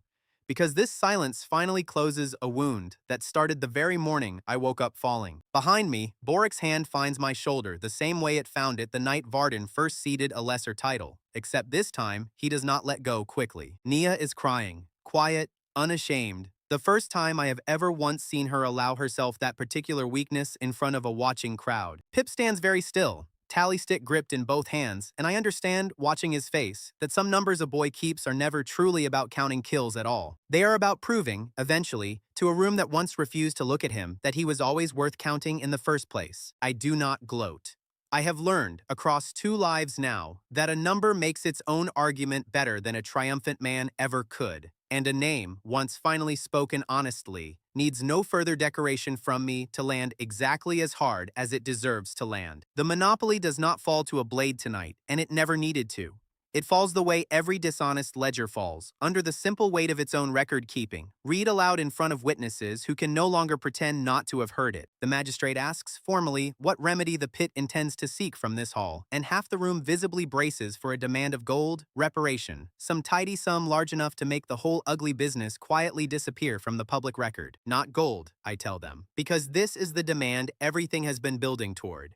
Give us our names back in the city roll. Every soul thrown off that rim and struck from your books. We are not feed, I say, loud enough that the backbenches do not have to strain to hear it. We were never feed. We are people, and tonight this hall is going to write that fact down somewhere it cannot be quietly erased a second time. A murmur moves through the merchants at that, not disagreement, something closer to the specific quiet of people recognizing a debt they did not know they were carrying until someone finally named its exact price out loud. The magistrate looks to Hask, who has nothing left to offer an argument, and then to the assembled hall, which has already made its own decision somewhere in the silence that followed a single spoken name. It is Nia who carries the actual roll forward when the clerks finally bring it out. An old stone tablet kept behind the magistrate's own dais, names carved deep enough to survive a century of careless hands. She sets it down with both arms, the way a person sets down something considerably heavier than its own actual weight in her hands. Her finger traces the blank scars slowly, where names once sat before the guild's own clerks, chiseled them out for the crime of being thrown away. She reads the first struck name herself, an old woman from the Eastern Valley who died 3 winters ago, never once having heard the city admit she still counted as anything at all. And a mason steps forward, unbidden, to begin recutting the name back into stone. One by one, names that were chiseled out and left as blank scars in the rock start filling back in, slow, deliberate, witnessed by every merchant and guild official still seated in that hall. Boric's own name goes first, struck the same year mine would have been had I been born to this world instead of falling into it. He stands very straight while the mason works. The way a man stands when he has waited decades for a moment he stopped fully believing would ever actually arrive. Fenn's name comes next, cut fresh rather than restored, because Fenn never had one struck to begin with. Only a life that ended believing his name meant nothing to anyone above that rim at all. I asked the mason to cut it deep, deeper than the other names carved into that stone tonight, and he does not once stop to ask me why. Sella's name returns to a line she swears she remembers arguing about the very week it first got struck, and she informs the mason, loudly enough for half the hall to hear, that he has misspelled it slightly worse than the guild clerk who erased it originally did. Daryl's name was never struck from any roll, since he was never thrown from the plateau the way the rest of us were. The magistrate adds a separate line beside it anyway, a formal record of testimony given freely, in service of a truth that cost him more in the end than any coin ever honestly could have. I watch Garm's face while his own name goes back into the stone, and for a man who has spent months not laughing at his own fear of a coiled rope, this is the first time I have seen something in him come fully, quietly undone, in front of an entire watching hall. The city does not merely forgive us tonight, it is forced, plainly, publicly, to reckon with exactly what it spent years calling us instead of people. That reckoning does not undo a single grave we dug this season. It changes, permanently, what the next grave will cost anyone foolish enough to still call this ground a feeding pit. The elder merchant who once confirmed our trade in this same hall rises again, uninvited, and states for the record that she will draft new terms with any pit group willing to trade openly under its own true name from this day forward. Two more merchants echo the same offer before the magistrate can even call the whole hall back to order for the record tonight. Even the clerks, who spent this whole proceeding recording testimony with careful, practiced neutrality, exchange glances I recognize easily by now. It is the look of ordinary people realizing they have just watched a record get corrected in front of them, unplanned and impossible to pretend away. I should feel finished. For one breath, standing in a hall that has just spoken my name back to me, I almost do. But another part, the part that never once stopped counting since the morning I fell out of a canopy, is already watching the doorway behind Hask's own collapsing composure. A figure lingers there, robed, gold thread on deep cloth, the exact seal Daryl finally put a name to 2 weeks ago. The Crown's own trade warden does not step forward tonight. He does not need to. His presence alone tells every person still watching exactly whose permission actually allowed Hask to run this whole business as long as he did. He watches the masons chisel cut names back into stone with the same calm Hask once wore across a folding table. And I understand, watching him watch us, that calm like that is never simply personality. It is strategy, worn smooth by years of never once needing to hurry. He meets my eyes across the length of that hall for one breath, neither threat nor greeting in it, only the plain acknowledgement of one careful reader recognizing another. Then he turns and is gone before the magistrate even finishes the formal record of tonight's proceeding. Hask's fall does not close the door above him. It only proves that the door exists, and that someone has been standing behind it the entire time we thought we were only fighting a guildmaster. Nia notices him, too. For a moment, neither of us says anything. The names are back in the stone, and the next enemy has already seen it happen. We walk out of that hall as people the city roll finally admits we always were, carrying nothing heavier than the weight we walked in with. Somewhere behind us, unspoken but entirely real, a new enemy has just learned what this pit is capable of doing to anyone foolish enough to feed it lies instead of respect. Winter comes early this year, and for the first time since I fell out of a canopy into a stranger's starving body, nobody in this camp treats the cold as a countdown to anything. 40 of us stood at this fence the night Fenn's leg first slowed him down. Tonight I count heads by lamplight the way I have every season since, and the number settles somewhere past 200, counting the 3 families who arrived just last week from a valley 2 ridges over, and the eastern group that came before first frost. We do not call ourselves the Pit anymore, not out of shame, but because the word stopped fitting the place around the same week the city started sending its own carts down to meet ours halfway, instead of waiting for us to climb up. The old woman who once told me she thought this was where people came to die still sits by the same cook fire most evenings. She has taken to calling the whole settlement the ground now, the way you name a thing once everyone already knows what it is. 3 new hunting cells run the tree line now, each with its own trap master and its own reporting rhythm. A structure that would have sounded absurd to a village of 40 half-fed farmers who once could not spare hands to scrape 4 hides before they stiffened. Aslan walks the eastern trap lines again, slower than before, leaning less on his stick. Every single week, Nia checks the healing over. Garm's palisade stands whole around the entire perimeter now. Not a single gap left unpatched. 6 months of hard work finally closing the last seam Varden's first column ever found. Food days do not get counted daily anymore either. Nobody down here needs the number the way we once did. And that alone tells its own story better than any tally Pip could still draw in the dirt if he wanted to. The storehouse Garm, built this autumn, holds enough smoked meat and dried root to see every soul here clean through to spring, with room left over for whichever new arrivals winter still brings us. The city roll carries our names now, cut deep into stone. Nobody can quietly chisel back out again without the whole plateau noticing. Every trader who once whispered pit hides now just says the settlement's hides, plain, unremarkable, the way you describe any ordinary good, honest people bring to markets. A clerk visits twice a season now to update the roll properly, births and deaths, both. The same dull administrative task every other settlement on the plateau has always taken for granted, and none of us ever once did before this year. Garm's smithy turns out proper tools now instead of improvised weapons, and half of what he forges gets sold openly at the same trade hall that once declared this whole ground a death zone. He still will not explain the rope thing to anyone who asks him about it, though by now, most of us have long since stopped asking him at all. He keeps one old coiled length hanging by his own forge anyway, worn, ordinary. And when a new arrival asked what it was for last month, he only said it reminds him which fears are worth outgrowing and which ones a man is allowed to simply keep. The coal mark, the same brand once burned into every wrist thrown off that rim as feed, has become something else entirely this season. Our tanners press it into the corner of every good hide now, a maker's mark instead of a scar, proof of origin instead of a sentence. Merchants ask for it specifically these days. A hide without the mark, one trader told Nia last week, half joking, simply does not sell as well anymore. Nobody down here finds that particular irony anything less than exactly what it is. Two of the three allied pit groups from the far valleys have started pressing their own version of the same mark into their own goods now. Different shapes, same idea. A scattered class of thrown-away people is turning the brand that once erased them into a signature nobody up on the plateau can now afford to ignore. The elder merchant who first admitted, out loud, in that packed hall, that she had knowingly bought our hides for months, keeps a standing order with Aslan's cell twice a season now. She sends a formal greeting each time, addressed plainly to the settlement below the maw, never once to feed or carrion, or anything close to those old words again. I find Nia at the smokehouse most evenings, the way I have found her most evenings since the week we first pulled a wolf pack apart together with nothing but patience and her herb lure. Tonight she is teaching a new arrival the names of every single plant that keeps a wound clean through a long, hard winter. She catches me watching and does not stop teaching, only tilts her head slightly. The small gesture I have learned means she noticed, and does not mind being noticed back. Old habits, I tell her later, when the fire burns low and the new arrival has gone to sleep. Some things follow a man across two lives whether he asks them to or not. She reminds me I have said that sentence more than once this year. I tell her it keeps being true. She does not argue the point, which by now I have learned to take as its own small kind of agreement.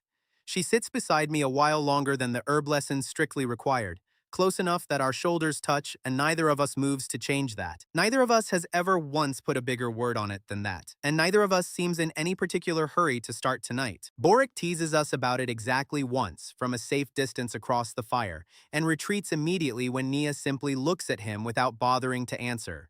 Some arguments, I am learning, a person wins by refusing to have them at all. Boric still calls me by name more often than the title half the camp has started using instead, and I notice he does it on purpose, the same deliberate way he once refused to use my name at all the week I first dragged a dead wolf through this gate. Sella announces to anyone still listening by the fire that she personally taught me everything I currently know.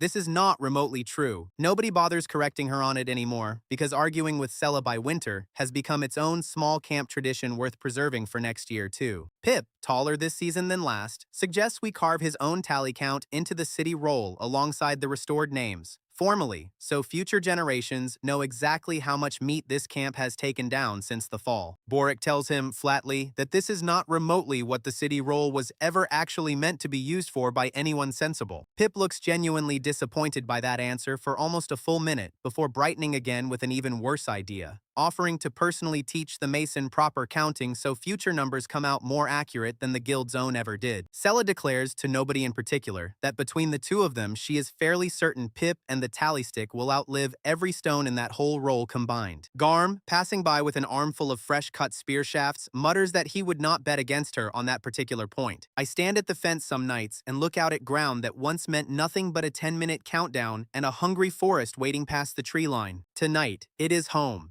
The plainest word I know for the thing this whole camp built out of wounds, work, and a stubborn refusal to stay thrown away. Somewhere out past the northern ridge, The old hunger still sleeps in ground none of us has ever fully mapped, quiet since the night it broke Varden's army for us.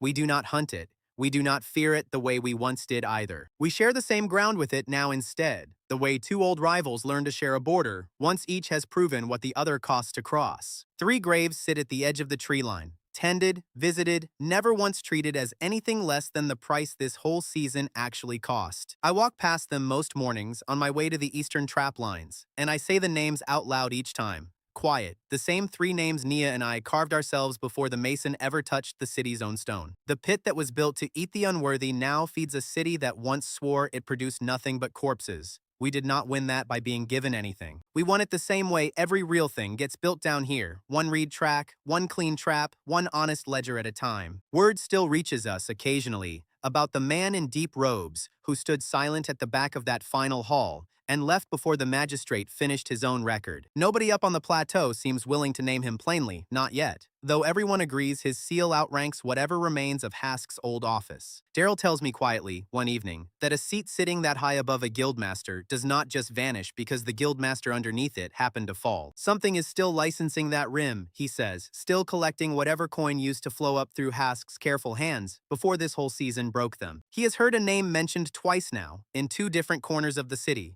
always dropped quickly and never repeated when he asks a second time.